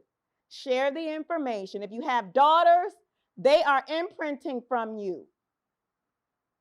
They are imprinting from you. Your experiences are imprinted on their DNA. So it's important that you start, find, live your purpose, overcome the strongholds. Whatever your stronghold is, start there first, and on that list, work through the list. Work through your list. You have some tools. Work through the list. So again, I thank you. There's water on the back table, hand sanitizer. Again, take a minute, visit the tables, get some resources. I have your email, so I'm going to send you all some information about my upcoming workshops. I have a one-day workshop, and I continue to do learning series. And I really would like you to participate. If you want to upskill these tools, if you want to know more, learn more, you have an opportunity. All of my information is on the table. If you want to do a girls' night, remember, my goal is to get the information out. If you want to do a girls' night, fun stuff, but still good stuff happening at that space, this is the time. So those are all on the table. Please have an opportunity to browse, take some things, and then we're going to head up to Suite 510. Thank you.